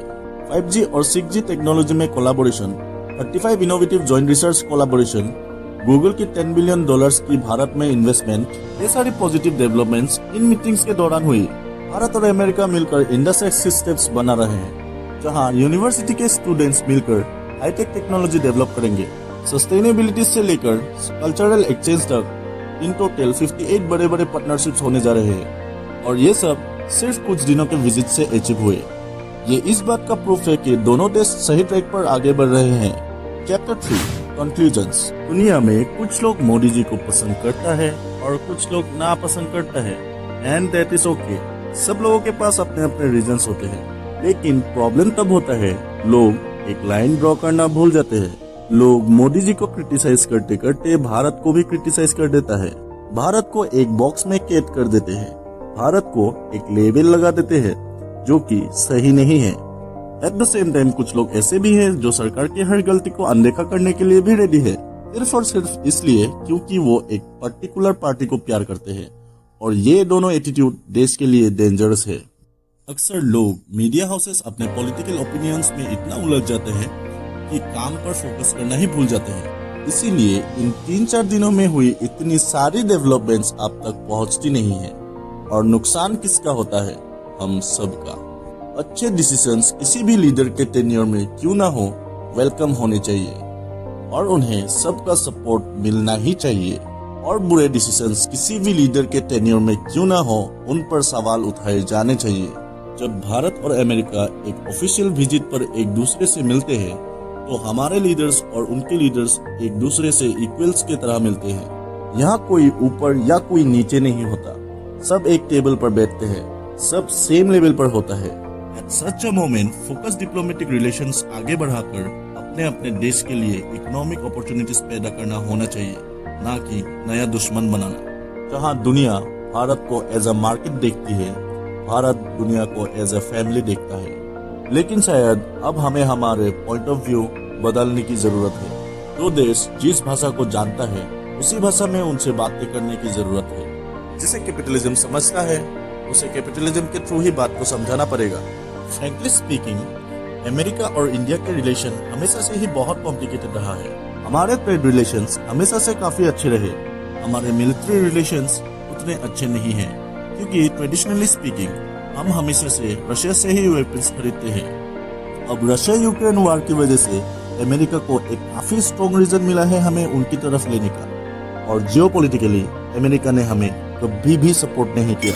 यूएन से लेकर WTO तक सारे इंटरनेशनल इंस्टीट्यूट्स में उन्होंने हमें एब्यूज ही किया है। और ये सिचुएशन अब बदलने की सख्त जरूरत है। अगर आपको इस वीडियो से वैल्यू मिली तो इस वीडियो को शेयर करना ना भूलें और हमें सब्सक्राइब भी जरूर करें। मिलते हैं। नमस्कार दोस्तों, कुछ दिनों पहले उड़ीसा में एक डेडली ट्रेन एक्सीडेंट हुआ, जहां 1000 से ज्यादा लोग घायल हुए और 200 से ज्यादा लोग मारे गए। ये 2004 के बाद होने वाले सबसे डेंजरस ट्रेन एक्सीडेंट था।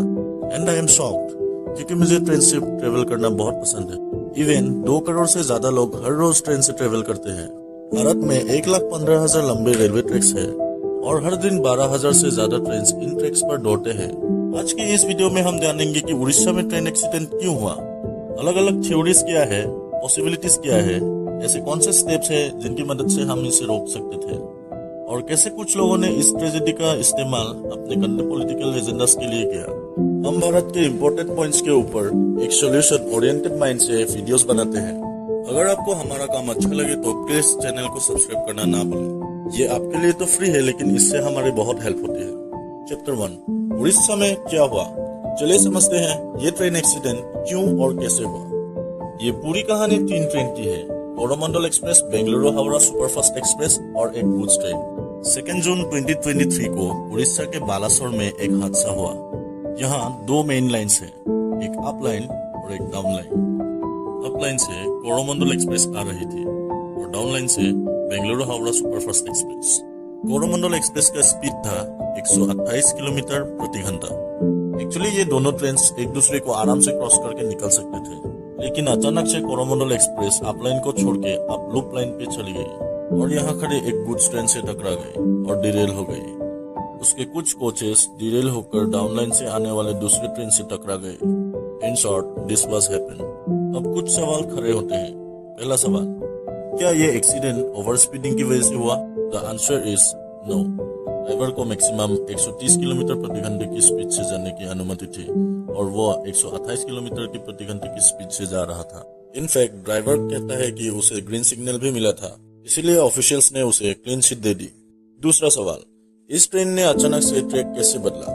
कुछ बातें हैं जिनके बारे में इन्वेस्टिगेशन अभी भी जारी है और हो सकता है कि आने वाले समय में और खुलासा हो और रीजन सामने आए। एक प्लेन में ब्लैक बॉक्स होता है जो हर चीज का डेटा रिकॉर्ड करता है, कितने बजे क्या हुआ, किसने क्या एक्शन ली, एक्सेट्रा। इसकी मदद से प्लेन क्रैश होने पर पता चलता है कि एग्जैक्टली क्या हुआ था। वैसे ही एक ट्रेन में डेटा लॉगर होता है जिसमें सिग्नलिंग सिस्टम, ट्रेन एक्टिविटीज और ड्राइवर एक्शंस का डेटा रिकॉर्ड होता है। इस डेटा लॉगर से प्रॉपर्ली क्या हुआ इसकी जानकारी ले सकते हैं, लेकिन मीडिया ने कुछ और ही की। कई मीडिया एजेंसीज ने साइट पर जाकर पैसेंजर्स का इंटरव्यू लेना स्टार्ट किया। इससे इन्वेस्टिगेशंस में हेल्प होने की बजाय पैनिक और गुस्सा फैल गया। इससे अचीव कुछ नहीं हुआ, क्योंकि जब इस इवेंट लॉगर की जांच पड़ताल होगी तभी कुछ पता चलेगा ये एग्जैक्टली हुआ क्या था। हमारे रेल मिनिस्टर अश्विनी वैष्णव जी कहते हैं कि ये एक्सीडेंट इलेक्ट्रॉनिक इंटरलॉकिंग और पॉइंट मशीन में किए गए एक चेंज की वजह से हुआ। ये वीडियो रिकॉर्ड करते समय सिग्नलिंग सिस्टम का फेलियर इस एक्सीडेंट का जिम्मेदार माना जाता है, लेकिन इन्वेस्टिगेशन जारी है। तीसरा सवाल, इसी साल फरवरी के महीने में ऐसा ही एक इंसिडेंट महेश्वर में रोका गया, जहां हाईलाइट किया गया कि सिस्टम में सीरियस फ्लॉज है, लेकिन इस पर कोई सीरियस एक्शन नहीं ली गई। क्यों? चैप्टर 2, लोगों का रिएक्शन। जब भी भारत में दुर्घटना होती है तो अजीबोगरीब रिएक्शन सामने आते हैं। कुछ लोग होते हैं जो इस पूरे इंसिडेंट को एक कम्युनल एंगल देना चाहते हैं। लोगों ने ट्विटर पर ये पोस्ट करना स्टार्ट किया कि ये एक्सीडेंट फ्राइडे को हुआ और ड्रोन फुटेज शेयर करके कहा कि आसपास में दिखने वाला ये स्ट्रक्चर एक मॉस्क का हो सकता है, लेकिन असल में ये एक इस्कॉन टेम्पल है। एट द सेम टाइम कुछ पॉलिटिशियंस ने इस पूरे इंसिडेंट का पॉलिटिकल फायदा लेने की भी कोशिश की। फोकस सिर्फ गलती एग्जैक्टली किस पार्टी की है इस पर हो रहा था, ताकि हमारे सिस्टम में क्या बदलाव होने की जरूरत है इस पर। और ये भारत के लिए काफी खराब न्यूज है। इस मामले की जांच सीबीआई के द्वारा होने वाली है और इससे पहले भी जब ज्ञानेश्वर एक्सप्रेस की दुर्घटना हुई थी तब सीबीआई ने ही इसकी जांच की थी। कुछ पॉलिटिकल पार्टी सीबीआई को इन्वॉल्व करने के अगेंस्ट है। लॉजिक मेरे समझ के बाहर है। अगर आपको पता है तो कमेंट करके जरूर बताइए। उड़ीसा पुलिस ने लोगों को एक सख्त वार्निंग दी, जो भी इस इंसिडेंट के बारे में सोशल मीडिया पर अफवाह फैलाने के लिए कोशिश करेगा उस पर सख्त कार्रवाई होगी। चैप्टर 3, ट्रेन एक्सीडेंट्स की हिस्ट्री। इस वीडियो की शुरुआत में हमारा ट्रेन सिस्टम कितना बड़ा है और कितना ज्यादा लोग इसका इस्तेमाल करते हैं इसके बारे में बात की। ट्रैक लेंथ की बात की जाए तो हमारा रेलवे सिस्टम दुनिया में 4th लार्जेस्ट रेलवे सिस्टम है, लेकिन यूरोप या अमेरिका जैसे सिस्टम जितना एडवांस नहीं है। वंदे भारत ट्रेन के साथ हम कोशिश जरूर कर रहे हैं, लेकिन ट्रेन के साथ साथ ट्रेन ट्रैक्स इम्प्रूव होना भी जरूरी है। ट्रेन डिरेलमेंट्स और ट्रेन एक्सीडेंट्स भारत के लिए कोई नई बात नहीं है। चलिए हिस्ट्री देखते हैं। 1981 में केरला के पेरुगन के पास आइलैंड एक्सप्रेस एक लोकल ट्रेन से टकराए और 150 लोग मारे गए। 1995 में यूपी के फिरोजाबाद में पुरुषोत्तम एक्सप्रेस कालिंदी एक्सप्रेस के साथ टकराए, जिसमें 358 लोगों की जान गई। 1998 में पंजाब के खन्ना में Jammu TAVI Selda express Kalindi express से टकराई और इसमें 212 लोगों की जान गई। 1999 में असम में ब्रह्मपुत्र मेल अवध असम एक्सप्रेस से टकराई और इसमें 290 लोगों की जान गई। एक ट्रेन एक्सीडेंट की कई रीजन हो सकते हैं। ड्राइवर की गलती, सिग्नल की गलती, मैकेनिक की गलती या फिर सैबोटेज भी, यानी जानबूझकर एक ट्रेन एक्सीडेंट करवाने की कोशिश। एजी का ये रिपोर्ट कहता है कि 2018 से लेकर 2021 तक होने वाले सारे एक्सीडेंट्स में 70% एक्सीडेंट्स डिरेलमेंट की वजह से हुए थे। यानी डिरेलमेंट्स की हादसे होते ही रहते हैं और इस पर परमानेंट सॉल्यूशन निकालना सख्त जरूरत है। Chapter 4 solutions. सॉल्यूशंस के बारे में काफी कम लोग होते हैं जो बात कर पाते हैं, तो चलिए आज कुछ सॉल्यूशंस डिस्कस करते हैं जिससे भारत के सिस्टम्स को 1% ही क्यों ना हो बेहतर बना सकते हैं। नंबर 1 है कवच सिस्टम। कवच हमारे रिसर्च डिजाइन स्टैंडर्ड ऑर्गेनाइजेशन ने बनाया हुआ एक सिस्टम है। ये एक ऑटोमेटिक ट्रेन प्रोटेक्शन सिस्टम है। होता यह है कि एक लोको पायलट यानी एक ट्रेन का ड्राइवर जब भी कोई सिस्टम जैम करता है तो ये सिस्टम ऑटोमेटिकली एक्टिव हो जाता है। वो ट्रेन का कंट्रोल ले लेता है और ऑटोमेटिकली ब्रेक्स लग जाता है। SPAD यानी signal pass at danger accidents के मेजर रीजंस में से एक है। अगर ट्रेन के पथ में कोई ऑब्स्टिकल्स आ जाते हैं तो फिर भी ब्रेक्स लग जाते हैं। यानी हो सकता है कि ये कवर सिस्टम यहाँ पर एक्टिवेट होता तो ये एक्सीडेंट नहीं होता या फिर इतना गंभीर नहीं होता। इस सिस्टम में जब भी ट्रेन लेवल क्रॉसिंग से गुजरती है तो ऑटोमेटिकली सीटी बच जाती है, यानी ड्राइवर एरर की वजह से होने वाले एक्सीडेंट्स कम हो सकते हैं। पिछले साल इस सिस्टम के सक्सेसफुल डेमोन्स्ट्रेशन भारत ने किया और 2023 मार्च तक इन टोटल 1465 किलोमीटर के ट्रैक पर 77 लोकोमोटिव्स और 135 स्टेशंस पर यह सिस्टम एक्टिव है। मार्च 2024 तक न्यू दिल्ली से मुंबई और न्यू दिल्ली से हावड़ा इस एरिया पर ज्यादा मूवमेंट होने की वजह से ये सिस्टम यहाँ पर पहले शुरू होने जा रहा है। ये सिस्टम पूरे भारत में शुरू करने के लिए एटलीस्ट 5 से 6 साल जाने वाले हैं, लेकिन इसे हमें फास्ट करने की जरूरत है। Solution number 2 is inspection. हमारे रेल मिनिस्टर कहते हैं कि सैबोटेज के चांसेस अभी एलिमिनेट नहीं हुआ, यानी हो सकता है कि किसी ने जानबूझकर ये एक्सीडेंट करवाया हो। इसीलिए इस इन्वेस्टिगेशन में CVA इन्वॉल्व होने वाले हैं। 2010 में ज्ञानेश्वरी एक्सप्रेस ऐसे ही डिरेल हुई जिसमें 148 लोग मारे गए और इसमें माओवादी लोगों का हाथ था। ऐसे इंसिडेंट्स अवॉइड करने के लिए सख्त स्टेप्स लेने ही होंगे। CCTV cameras, drones, infrared sensors, radar और लाइडर सिस्टम की मदद से ट्रैक्स के साथ होने वाले टेम्परिंग डिटेक्ट की जा सकती है। सोल्यूशन नंबर 3, हमारे रेलवे सिस्टम ओवरबर्डन है और ट्रैक्स रिपेयर्स के लिए और मेंटेनेंस के लिए टाइम नहीं मिलता। ये एक रियलिटी है, इसे सुलझाने की कोशिश होनी चाहिए। लेटेस्ट टेक्नोलॉजी का इस्तेमाल करके हमारे सिग्नलिंग सिस्टम को इम्प्रूव करके देश के लाइफलाइन माने जाने वाले इन ट्रेन्स को हम बेहतर बना सकते हैं, पूरे भारतवासियों के लिए और सेफ बना सकते हैं। CAG का रिपोर्ट्स कहता है कि टैक्स के रिन्यूअल्स के लिए जितने फंड्स एलोकेट होते हैं वो यूज ही नहीं होते। इसका मतलब यह है कि बजट होने के बावजूद एग्जीक्यूशन में कमी होने की वजह से रिपेयर्स और मेंटेनेंस का काम पीछे पड़ जाता है। Chapter 5 silver lining. जो लोग इंज्योर हुए या फिर जिन लोगों ने अपनी जान गंवाई उनके लिए किसी भी तरह की कॉम्पेंसेशन इनफ नहीं है, लेकिन इस इंसिडेंट में कुछ ऐसी बातें सामने आई है जिन्हें हमें एक्नॉलेजमेंट और अप्रिशिएट करना काफी जरूरी है। रिसा अपने state of the art disaster management system के लिए जाना जाता है। 15 fire rescue teams, 100 doctors, 200 police और 200 एम्बुलेंसेस इमीडिएटली हादसे की जगह पर पहुंचे। लोकल बस ऑपरेटर्स ने भी इंजर्ड लोगों को हॉस्पिटल पहुंचाने की मदद की। सिर्फ 12 घंटों में 500 से भी ज्यादा ब्लड डोनर्स सामने आए। एक समय ऐसा भी आया कि ब्लड बैंक्स के वॉलंटियर्स को घर भेजा कि उनके पास सफिशिएंट ब्लड जमा हो गए थे। इन ब्लड डोनर्स में कई महिलाएं भी शामिल थी। मदद करने के लिए काफी कंपनीज भी सामने आए। यानी जिन बच्चों ने अपने पेरेंट्स को इस एक्सीडेंट में खोया उनके लिए फ्री एजुकेशन की प्रॉमिस की। रिलायंस ग्रुप्स ने इन सारे विक्टिम्स के लिए एक 10 पॉइंट प्रोग्राम लॉन्च किया। जो एम्बुलेंसेस इमरजेंसी सेवा में लगे थे उनके लिए रिलायंस ग्रुप ने फ्री में फ्यूल प्रोवाइड किया। यहाँ तक विक्टिम्स के लिए आने वाले 6 महीने तक राशन प्रोवाइड करने का भी प्रॉमिस किया। जिन महिलाओं ने अपने हस्बैंड्स को इन एक्सीडेंट में खोया उनके लिए ट्रेनिंग और स्किल डेवलपमेंट रिलायंस की ओर से होने वाला है। यानी कई लोग अपने अपने लेवल पर इस क्राइसिस को सुलझाने में और लोगों को राहत पहुंचाने में हेल्प कर रहे हैं। And that is the spirit of Bharat. Hello दोस्तों, कैसे हैं आप लोग? उम्मीद करता हूँ कि सब ठीक ही होंगे। आज मैं आप सबको बताने वाला हूँ सॉफ्ट ड्रिंक्स के बारे में। सॉफ्ट ड्रिंक्स हमारे दुनिया में इतनी कॉमन हो चुकी है कि दुनिया के किसी भी देश के किसी भी शहर में चले जाओ, कोका कोला की एक बोतल आपको हर जगह मिल ही जाती है। क्या आप जानते हैं कि दुनिया में सिर्फ 2 ऐसे देश हैं जहाँ कोका कोला नहीं बिकते? एक है नॉर्थ कोरिया और दूसरा है क्यूबा। बाकी सब देशों में सिनेमा हॉल से लेके क्रिकेट के मैच तक, कैंटीन से लेके मैरिज फंक्शन तक, बच्चों से लेके बूढ़ों तक, हर कोई इन्हें हर जगह पीते दिखता है। कोका कोला की वेबसाइट्स के अकॉर्डिंग हर दिन 1.9 बिलियन सर्विंग्स बिकती है कोका कोला। इमेजिन कर सकते हैं कि ये नंबर कितना बड़ा है, और ये तो सिर्फ एक ड्रिंक की बात हो रही है। अगर आप सारे सॉफ्ट ड्रिंक्स को इंक्लूड करो तो दुनिया में कितने लोग इन्हें पीते हैं। इसलिए आज के वीडियो में मैं आप सबको बताने वाला हूँ एक्चुअली में इन ड्रिंक्स के अंदर है क्या। खुद जानिए और अपने परिवार और दोस्तों को बताइए एक्चुअली में ये क्या पी रहे हैं। इस वीडियो की शुरुआत मिथ्स और अफवाहों से करते हैं, क्योंकि इस वीडियो का मकसद आप लोगों को झूठी बातें बोल के डराना नहीं है। मैं आपको साइंटिफिकली बताना चाहता हूँ कि एग्जैक्टली आप क्या पी रहे हैं। तो सॉफ्ट ड्रिंक को लेके एक बड़ी मिथ ये है कि जो लोग इनसे नफरत करते हैं वो अक्सर इन्हें टॉयलेट क्लीनर कहते हैं। क्या पेप्सी और कोका कोला को टॉयलेट क्लीनर के साथ कंपेयर करी जा सकती है? इसका सीधा जवाब है नहीं।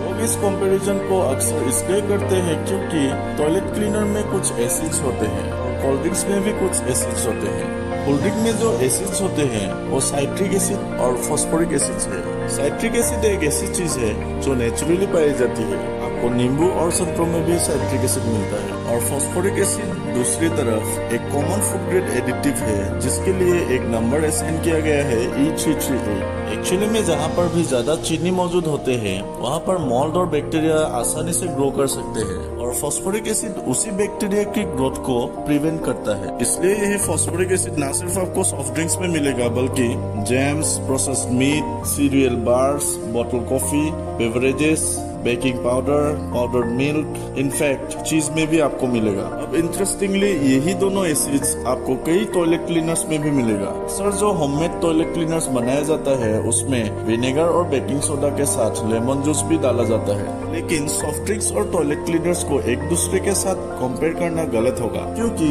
केमिस्ट्री में आपने स्कूल में पढ़ा होगा कि कुछ एसिड्स माइल्ड और डाइल्यूट होते हैं, वही कुछ एसिड्स कॉन्सेंट्रेटेड होते हैं जो ज्यादा स्ट्रॉन्ग होते हैं, और फास्फोरिक एसिड एक वीक एसिड है। टॉयलेट क्लीनर्स में ज्यादा स्ट्रॉन्ग केमिकल यूज होता है जैसे कि सोडियम हाइपोक्लोराइड और हाइड्रोक्लोरिक एसिड, जो बहुत स्ट्रॉन्ग स्टेन्स है उन्हें क्लीन करने के लिए यूज किया जाता है। हाइड्रोक्लोरिक एसिड हमारे पेट में भी मौजूद होते हैं। गैस्ट्रिक एसिड का एक मेन कंपोनेंट होता है। अब हमारे पेट को तो आप टॉयलेट क्लीनर के साथ कंपेयर तो नहीं कर सकते हैं ना।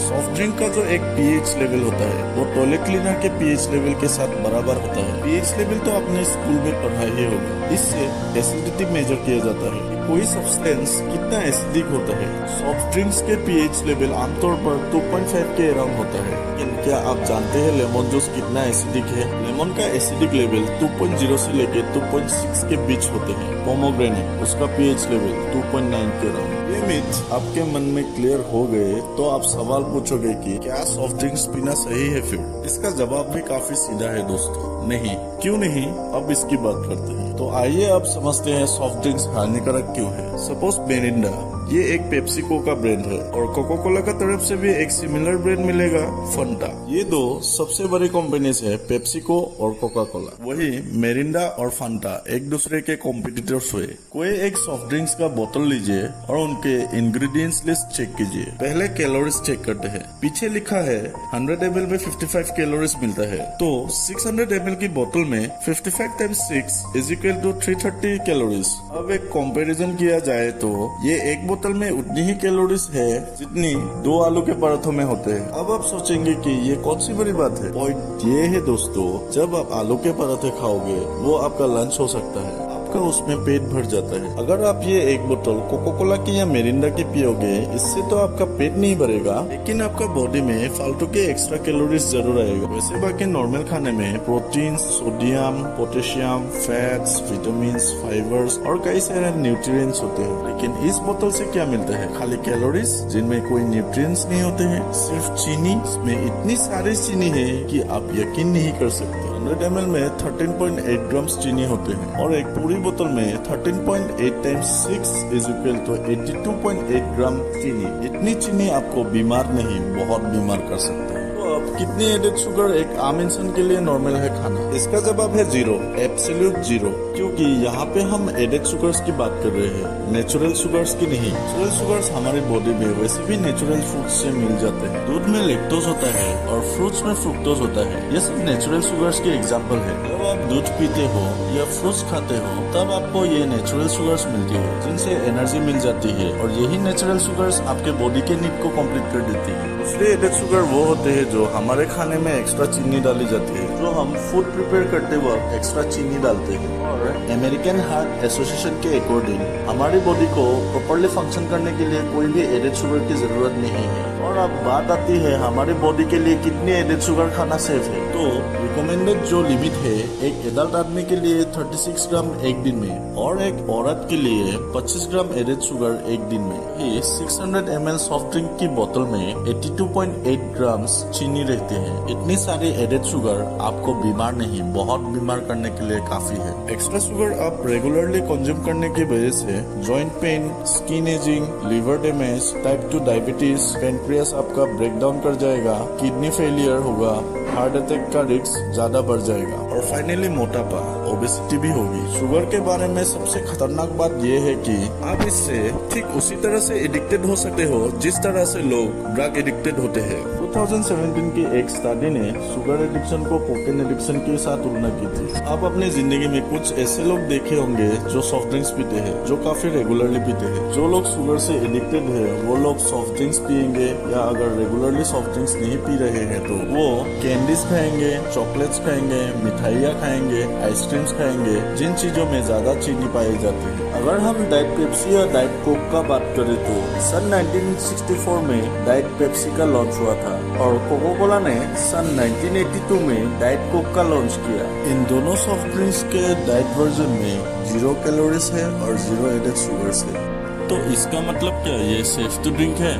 तो मैं कहूँगा नहीं, क्योंकि इसमें आर्टिफिशियल स्वीटनर्स का इस्तेमाल किया जाता है, जैसे कि एस्पार्टेम, सेचुराइन और सुक्रालोज। कई ऐसी स्टडीज ने इन्हें कैंसर से लिंक किया था, जिसकी वजह से इन्हें कई जगहों पर बैन भी किया गया। एक लेटेस्ट स्टडीज जो आज से कुछ ही महीने पहले फ्रांस में 24 मार्च 2022 को किया गया था। 1 लाख एडल्ट पर 7-8 सालों के लिए इन्होंने देखा कि कोई इफेक्ट इन लोगों में आया कि नहीं। तब इन्होंने पाया कि एस्पार्टेम एक्चुअली में कैंसर का रिस्क बढ़ाता है। कुछ और स्टडीज ने इन्हें लिंक किया है heart disease, stroke, diabetes, kidney की टॉक्सिसिटी, लिवर की टॉक्सिसिटी, मेंटल हेल्थ प्रॉब्लम्स और बर्थ इफेक्ट से। 2014 में कोको कोला, पेप्सिको और कई ऐसे बेवरेजेस कंपनीज जैसे कि मैकडोनल्ड्स और केलॉग्स ने कहा था कि वो 12 साल की कम उम्र के बच्चों के सामने मार्केटिंग नहीं करेंगे। लेकिन आज के दिन में भी आप लोगों को इनडायरेक्ट मार्केटिंग देखने को मिलती है। स्कूल में क्विज कॉम्पिटिशन्स और क्रिकेट टूर्नामेंट्स ऑर्गेनाइज किया जाता है जिन्हें कोको कोला स्पॉन्सर करते हैं। इवन कोको कोला की खुद की एड्स में आपको बच्चे दिखने को मिलते हैं। मतलब ये बच्चों के लिए मार्केटिंग नहीं करेंगे, बल्कि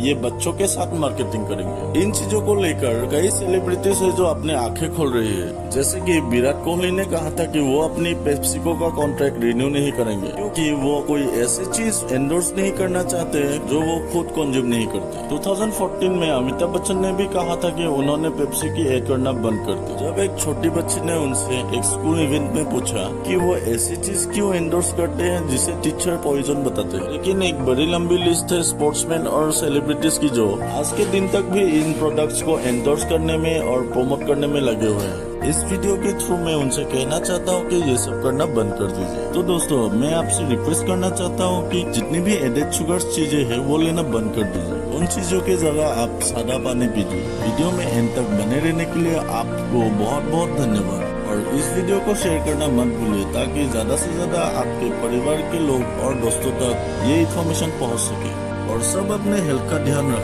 हेलो दोस्तों, कैसे हैं आप सब? उम्मीद करता हूँ कि सब बढ़िया ही होगा। आज के इस वीडियो में हम बात करने वाले हैं भारत के नॉर्थ ईस्ट के एक ऐसे राज्य के बारे में जो अपनी प्राकृतिक सुंदरता के कारण किसी जन्नत से कम नहीं है, जिसे कहा जाता है सॉन्गबर्ड ऑफ इंडिया। यहाँ के पहाड़ियों के कारण यहाँ की भूमि को ब्लू माउंटेन्स की भूमि भी कहा जाता है। यहाँ के लोग भारत के सबसे खुशहाल लोग माना जाता है और यहाँ की लड़कियाँ भारत में सबसे खूबसूरत मानी जाती है। इस राज्य के लोग रहते हैं बांस के बने घरों में और भारत में सबसे ज्यादा बांस का उत्पादन भी यही होता है। इस राज्य के लोग भारत में सबसे ज्यादा ईमानदार और शिक्षित होते हैं। यहाँ के रहने वाले लोग खेती करते हैं यूनिक तरीकों से, जिसे झूम खेती कहा जाता है। दोस्तों, आज हम बात कर रहे हैं भारत के 7 सिस्टर्स कहे जाने वाले राज्यों में से एक मिजोरम के बारे में। तो चलिए बिना देर किए शुरू करते हैं आज की वीडियो।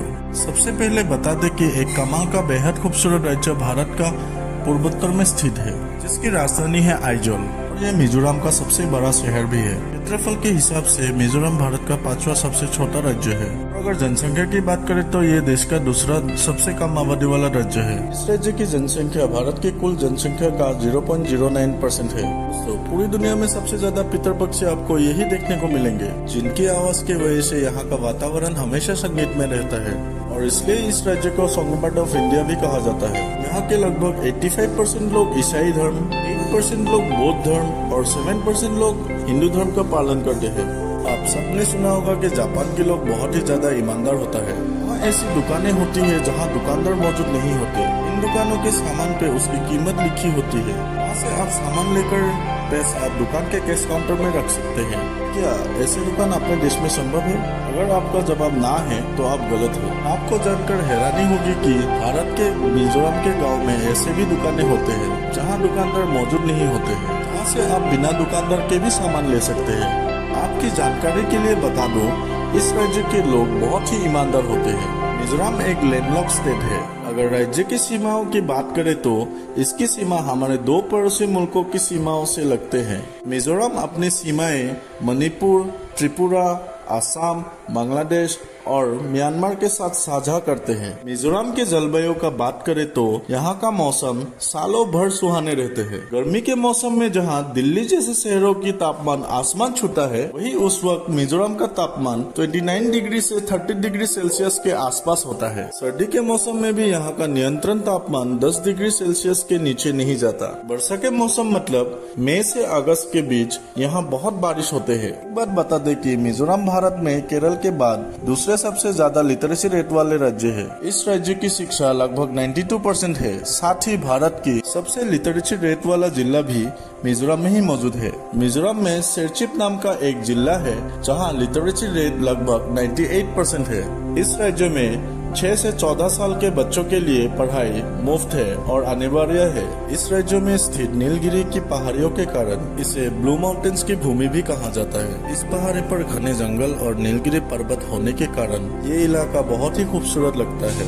हरे भरे जंगल और जहाँ तक नजर जाए वहाँ तक फैले पहाड़ इसकी खूबसूरती में 4 चांद लगा देता है। अगर हम मिजोरम के बोले जाने वाले भाषा के बारे में बात करें तो यहाँ की प्रमुख भाषा कुकी है। ये राज्य सर्वाधिक अनुसूचित जनजाति वाला राज्य है। यहाँ कुल जनसंख्या की 93.6% आबादी अनुसूचित जनजाति की है, जिसमें मिजो जनजाति के लोगों की संख्या सबसे ज्यादा है। ये जनजाति कई अन्य प्रजातियों में भी बांटे हुए हैं, जिनमें सबसे ज्यादा संख्या लुसाई लोगों की है। यहाँ के मुख्य जनजाति की बात करें तो उनमें कुकी का नाम सबसे पहले आता है। इसके अलावा राल्ते, पेंखोप, लखेर और पाइटे जैसी जनजातियाँ और कबीले आज भी मिजोरम में मौजूद है। मिजोरम के लोगों की रहन सहन की बात करें तो यहाँ के ज्यादातर जनजाति पहाड़ी के ढलानों पे बांस और लकड़ी से बने घरों में रहते हैं। मिजोरम को विभिन्न शिल्पों में उत्कृष्ट शिल्पकारों तथा कुशल कारीगरों की धरती माना जाता है। बांस तथा बेत से संबंधित शिल्प इस राज्य के लोगों की आय का सबसे बड़ा साधन है।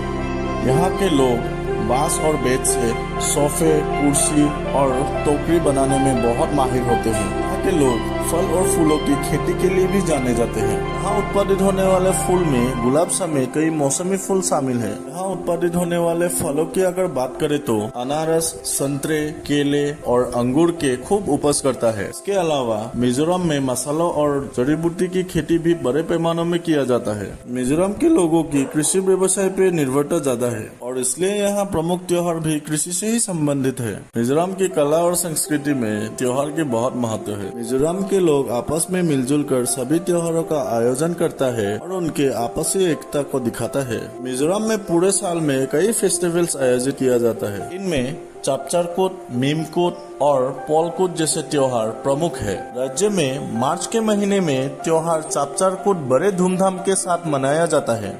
यह त्योहार मुख्य रूप से फसलों की कटाई से संबंधित होता है। इस उत्सव में चेराव या बांस नृत्यों का आयोजन किया जाता है। इसे मिजोरम के सबसे पुराने नृत्यों में से एक माना जाता है। ये एक ऐसा नृत्य शैली है जिसमें बांस को जमीन पे क्रॉस फॉर्मेशन में रखा जाता है और लोग उनके बीच में जंप करते हुए नाचते हैं। मिजोरम में अगस्त और सितंबर महीने में मनाया जाने वाला प्रमुख त्योहार नीमकुट भी बहुत उल्लास के साथ मनाया जाता है। नीमकुट त्योहार में भी मुख्य रूप से नृत्य किया जाता है। मिजोरम के लोग फसलों की कटाई पूरी होने के बाद और एक त्योहार मनाते हैं जिसे पालकोट बोला जाता है, जो त्योहार 2 दिन तक चलता है। चलिए दोस्तों, अब यहाँ के इतिहास के बारे में भी जान लेते हैं। 16वीं शताब्दी में मिजोरम के इतिहास अस्तित्व में आया। मिजोरम में 18वीं और 19वीं शताब्दी में बहुत जनजातीय युद्ध हुआ, लेकिन मिजोरम 1851 में ब्रिटिश के कब्जे में चला गया। इसके कुछ सालों बाद लोसाई का पर्वतीय क्षेत्र असम और आधा दक्षिण भाग बंगाल के अधीन रहा। सन 1898 में दोनों राज्यों ने मिलकर मिजोरम को एक जिला बना दिया। इसका नाम लोसाई हिल्स पड़ा। ये असम के प्रशासन के कंट्रोल में आ गया। 1972 में पूर्वोत्तर क्षेत्र पुनर्गठन अधिनियम लागू हुआ। इसके बाद मिजोरम को केंद्र शासित प्रदेश का दर्जा दे दिया गया। इसके 14 साल बाद भारत सरकार और मिजो नेशनल फ्रंट के बीच 1986 में एक समझौता हुआ। उसके बाद 20 फरवरी 1987 में इसे पूर्ण राज्य का दर्जा दे दिया गया। आपको ये जानकर आश्चर्य होगा कि दुनिया के सबसे बड़ा परिवार कहीं और नहीं बल्कि भारत के ही मिजोरम राज्य के बक्तवांग गांव में रहते हैं, जो मिजोरम की राजधानी आइजोल से 62 किलोमीटर की दूरी पर स्थित है। इस परिवार के मुखिया का नाम जियोना चना है, जिनकी हाल ही में 76 साल की उम्र में मृत्यु हो गई। जियोना चना का जन्म 21 जुलाई 1945 में हुआ था। परिवार में जियोना चना 39 पत्नियों, 94 बच्चों, 14 बहुओं और 33 पोते पोतियों समेत कुल 181 लोगों के साथ 100 रूम वाले एक बड़े से घर में रहते थे। अगर इन लोगों की खाने पीने की बात करें तो एक परिवार का महीने भर का राशन जियोना चना का परिवार एक दिन में खा जाता है।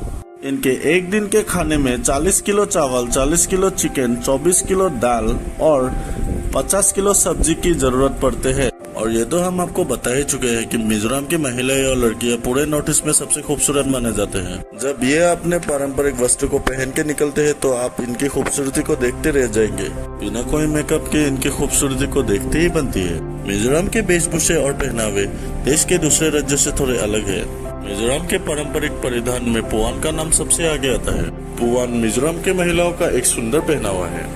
साथ ही मिजोरम में महिलाओं के वस्त्रों को पुंछी कहते हैं। यहाँ की पहनावा या यहाँ की वेशभूषा यहाँ की प्राचीन संस्कृतियों को दर्शाती है। मिजोरम के लोगों की पारंपरिक ड्रेसेस को मिजोरम स्टेट म्यूजियम में देख सकते हैं। मिजोरम की सिटीज में आपको वेस्टर्न कल्चर्स भी दिखाई देगा। दोस्तों, मिजोरम भारत में सबसे ज्यादा बांस उत्पादन करते हैं और यहाँ के लोग बांसों से काफी खूबसूरत चीजें बनाते हैं, लेकिन इन बांसों की वजह से इन्हें चूहों की परेशानी रहती है।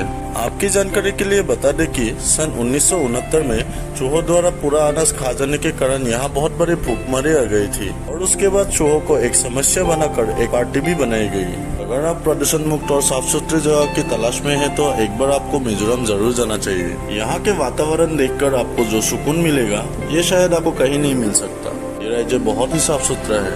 आपको यहाँ कहीं भी गंदगी नहीं मिलेगी। यहाँ के लोग भी सफाई के प्रति बहुत ही जागरूक है। मिजोरम घूमने के लिए बहुत अच्छी जगह है। यहाँ पर कई झील, पर्वत, जंगल और गार्डन है जो दुनिया भर से पर्यटकों को आकर्षित करता है। राजधानी शहर आइजोल में आप तुर्चलांग हिल्स, टेमडिल झील, पाइखाई, मिनी जियोलॉजिकल गार्डन और मिजोरम स्टेट म्यूजियम जैसी जगह घूमने जा सकते हैं। मिजोरम में प्राकृतिक सुंदरता बिखरे पड़े हैं। यहाँ एक से बढ़कर एक खूबसूरत जगह है जो आपको एक अलग ही दुनिया में ले जाएंगे। आपकी जानकारी के लिए बता दें कि मिजोरम में प्रवेश करने के लिए इनर लाइन परमिट की जरूरत होती है और ये परमिट मिजोरम सरकार के संपर्क अधिकारी देते हैं। इसे आप कोलकाता, सिलचर, शिलोंग, गुवाहाटी, नई दिल्ली से प्राप्त कर सकते हैं। फ्लाइट से आने वाले टूरिस्ट को लेंगपुई एयरपोर्ट और आइजोल पहुंचने पर सिक्योरिटी ऑफिसर से पास लेना पड़ता है। इसके बिना आप मिजोरम नहीं घूम सकते। तो दोस्तों, ये था 30 जन्नत मिजोरम। उम्मीद करता हूँ आपको हमारा ये एपिसोड पसंद आया होगा। हमें नीचे कमेंट करके जरूर बताएं कि आज की एपिसोड में आपको मिजोरम की कौन सी बात ज्यादा अच्छा लगा। आप में से कोई मिजोरम के हो तो हमें कमेंट सेक्शन में जरूर बताइएगा। क्या आप कभी गए हो मिजोरम, और अगर गए हो तो आपका एक्सपीरियंस कैसा रहा हमारे साथ जरूर शेयर कीजिएगा। साथ ही इस वीडियो को आपके दोस्तों और रिश्तेदारों के साथ शेयर करना मत भूलिए। प्रमुख समुदायों और जनजातियों के लोग रहते हैं और सब बहुत मिलनसार है। इस भूमि पर कई राजवंश के महान राजाओं ने राज किया है। मध्यकाल में भारत ने कई हमलों का सामना किया था, ये हम जानते हैं। लेकिन आपको बता दें कि असम पर अंग्रेजों से पहले कभी किसी विदेशी ताकत का राज नहीं रहा। एक और बात जानकर आपको हैरानी होगी कि मुगलों ने 17 बार असम पर हमला किया था, लेकिन हर बार असफल रहा। इसमें वीर योद्धा लासित बरफुकन जी का बड़ा योगदान रहा है। तो दोस्तों, क्या आपने सुना है कि पक्षी भी आत्महत्या करते हैं? अगर नहीं तो ये जगह आपको असम में दिखाई दी जाएगी। असम के जातिंगा नामक जगह को एक रहस्यमय जगह के तौर पर जाना जाता है, जहां हर साल सैकड़ों की संख्या में पक्षी तेज रफ्तार से आते हैं और पेड़ों, इमारतों से जा टकरा कर खुद की जान ले लेते हैं। हैरानी की बात तो ये है कि ये गुत्थी अब तक वैज्ञानिक भी नहीं सुलझा सके हैं।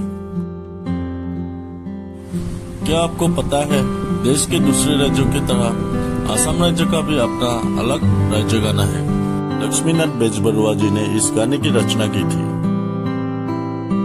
देश के कई अन्य राज्यों की तरह असम में भी खेती ही लोगों की प्रमुख व्यवसाय है। आमदनी का मामले में असम में खेती का स्थान तीसरे नंबर पर आता है। हालांकि चाय उत्पादन के मामले में विश्व में इसका बहुत बड़ा योगदान है। असम सिर्फ एक प्रदेश का नाम ही नहीं, प्राकृतिक सौंदर्य, प्रेम, विभिन्न संस्कृतियों इत्यादि की झलक का प्रतीक है। असम की ढेर सारी संस्कृतियों में से बिहू एक ऐसी परंपरा है जो यहाँ की गौरव है। असम में मनाए जाने वाले बिहू 3 तरह के होते हैं: बोहाग बिहू, काटी बिहू और माघ बिहू। असमीज कैलेंडर बोहाग महीने से शुरू होता है।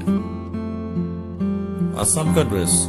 महिलाओं के ड्रेस 2 भागों में विभाजित है। ऊपर का हिस्सा ट्रेडिशनल चादर से ढका जाता है और वही नीचे पहनावा को मेखला कहा जाता है। पुरुषों के पहनावे में ऊपर कुर्ता और नीचे धोती होती है। इसके साथ में हम लोग गले में गामूसा लगाते हैं। केवल एक कपड़ा का टुकड़ा ही नहीं, बल्कि असम की अनुभूति तथा जातिगत सम्मान और स्वाभिमान का हिस्सा है। असम में लोग अपने नजारों के अलावा जो चीज सबसे अधिक आकर्षित करती है वो है यहाँ का ट्रेडिशनल खाना। यहाँ के ट्रेडिशनल खाने का स्वाद एकदम अलग है, जो आपको देश में कहीं नहीं मिलेगा। खास तौर से यहाँ का नॉनवेज फूड का कोई मुकाबला नहीं। स्वादिष्ट पोर्क, चिकन, डक के कई व्यंजन का स्वाद चखने को मिलेगा। यहाँ पे व्यंजनों की बात होती है तो खार का नाम सबसे पहले लिया जाता है, जिसके इस्तेमाल से भोजन का स्वाद अलग ही हो जाता है। इसके साथ ही असम का एक फेमस डिश आलू पिटिका, जो शुद्ध शाकाहारी व्यंजन है, और कई जैसे कि पोलू, ड्राई फ्राई, तिल गाहोरी, ओटिंगा मास एक्सेट्रा। इसके साथ ही बिहू त्योहार के वक्त हर घर में चावल से बने कई तरह के पिठा और लाडू बनाया जाता है। असम अपने वन्यजीव पर्यटन के लिए भी जाना जाता है। राष्ट्रीय उद्यान और अन्य अभयारण्य असम के प्रमुख पर्यटन स्थल है। पर्यटन, मंदिर और स्मारकों के लिए भी जाना जाता है। आइए एक नजर डालते हैं असम के बेहतरीन जगहों पर।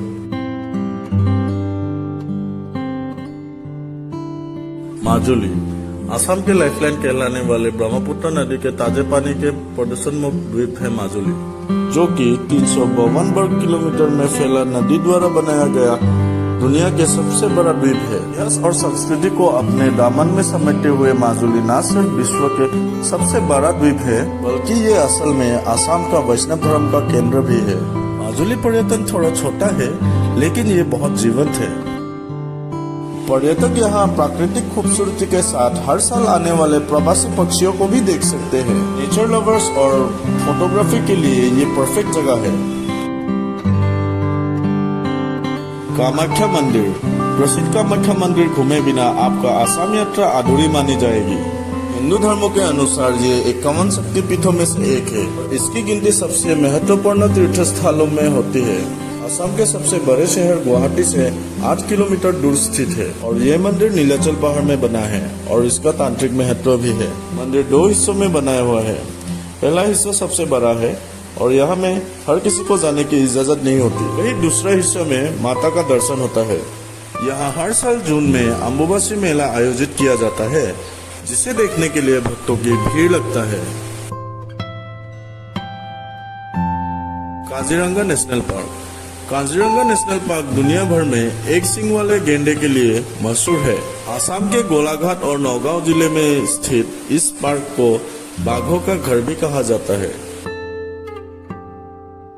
430 वर्ग किलोमीटर क्षेत्रफल में फैला ये पार्क सर्दियों के टाइम में और भी खूबसूरत हो जाता है, क्योंकि उस टाइम में साइबेरिया से मेहमान पक्षी आते हैं। काजीरंगा के एक खास बात ये भी है कि यहाँ विभिन्न प्रजातियों के बाज, चीले और तोते भी आते हैं।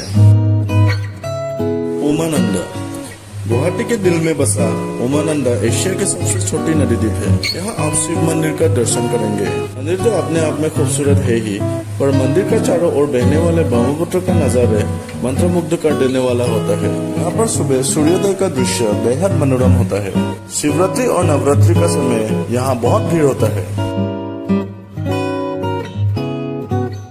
तेजपुर गुवाहाटी से लगभग 184 किलोमीटर पर स्थित शांत पहाड़ियों, गहरी घाटियों और हरियाली से घिरा हुआ एक शानदार आदर्श स्थल है। शहर की भागदौड़ से दूर तेजपुर प्रकृति प्रेमियों से लेकर इतिहास में दिलचस्पी रखने वालों का पसंदीदा स्थल है। यहाँ अनेक बाग बगीचे बने हुए हैं। शिवसागर ये शहर लंबे समय तक अहोम की राजधानी रहा, इसलिए शिवसागर में महान शासकों की निशानी देखी जा सकती है। ये शहर करीब 100 साल तक अहोम साम्राज्य की राजधानी था, इसलिए इसका विशेष ऐतिहासिक महत्व भी है। इसके साथ ही यहाँ ढेरों चाय के बागान है। शिवदोल, तलातल घर, कारेंग घर, गोरगांव महल आदि शहर के कुछ खास आकर्षणों में से है। अगर आप शिवसागर घूम रहे हैं तो आप रंगघर देखना ना भूलें। Manas national park Kaziranga national park के अलावा मानस नेशनल पार्क भी असम के प्रमुख पार्क है। मानस भारत की पहली अभयारण्य योजना है। अपने सुंदरता के कारण जाने जाने वाले इस पार्क को बायोस्फीयर रिजर्व और एलिफेंट रिजर्व भी घोषित किया गया है। अगर आप एनिमल लवर है तो मानस नेशनल पार्क आपके लिए बहुत अच्छी जगह है। असम के अन्य राष्ट्रीय उद्यानों में पवितरा राष्ट्रीय उद्यान, उरांग राष्ट्रीय उद्यान और नामेरी राष्ट्रीय उद्यान भी प्रमुख है। डिब्रूगढ़ जब बात भारत की चाय की होती है तो सबसे पहले जुबान पे नाम आता है असम की चाय का। लेकिन क्या आप जानते हैं कि असम में स्थित डिब्रूगढ़ को भारत की चाय का शहर भी कहा जाता है। शहर भर में कई चाय बागान हैं जो ब्रिटिश के समय से है। डिब्रूगढ़ प्राकृतिक सौंदर्य, परंपरा और संस्कृति का एकदम सही मिश्रण है। दिग्बोय तिनसुकिया जिले में स्थित दिग्बोय में 19वीं शताब्दी में कच्चे तेल का जन्म हुआ था, जिसे ऑयल सिटी के नाम से भी जाना जाता है। इसके अलावा यहाँ गोल्फ कोर्स भी काफी मशहूर है। असम सिर्फ घूमने के लिए ही सही नहीं बल्कि शॉपिंग करने के लिए भी काफी अच्छी जगह है। यहाँ के स्थानीय बाजारों में आपको कई खास चीजें मिल जाएंगी, चाहे वो ट्रेडिशनल कपड़े हो, ज्वेलरी हो, ट्रेडिशनल डिजाइन वाले खास आइटम्स हो या फिर बर्तन। कई प्रकार के चाय, यहाँ आपको सब कुछ मिलेंगे जो आपको चाहिए। अगर आप रोमांस से प्यार करते हैं तो असम एक ऐसी जगह है जहाँ आप कभी बोर नहीं होंगे। तो दोस्तों, कैसा लगा आपको असम से जुड़ी इतना बढ़िया बढ़िया चीजों के बारे में जानकर? क्या आपने कभी शेयर किया है इस खूबसूरत राज्य की हमें और अगर आपको असम पसंद है तो कमेंट में जरूर लिखिए। हुनाली आमार असम, जय असम।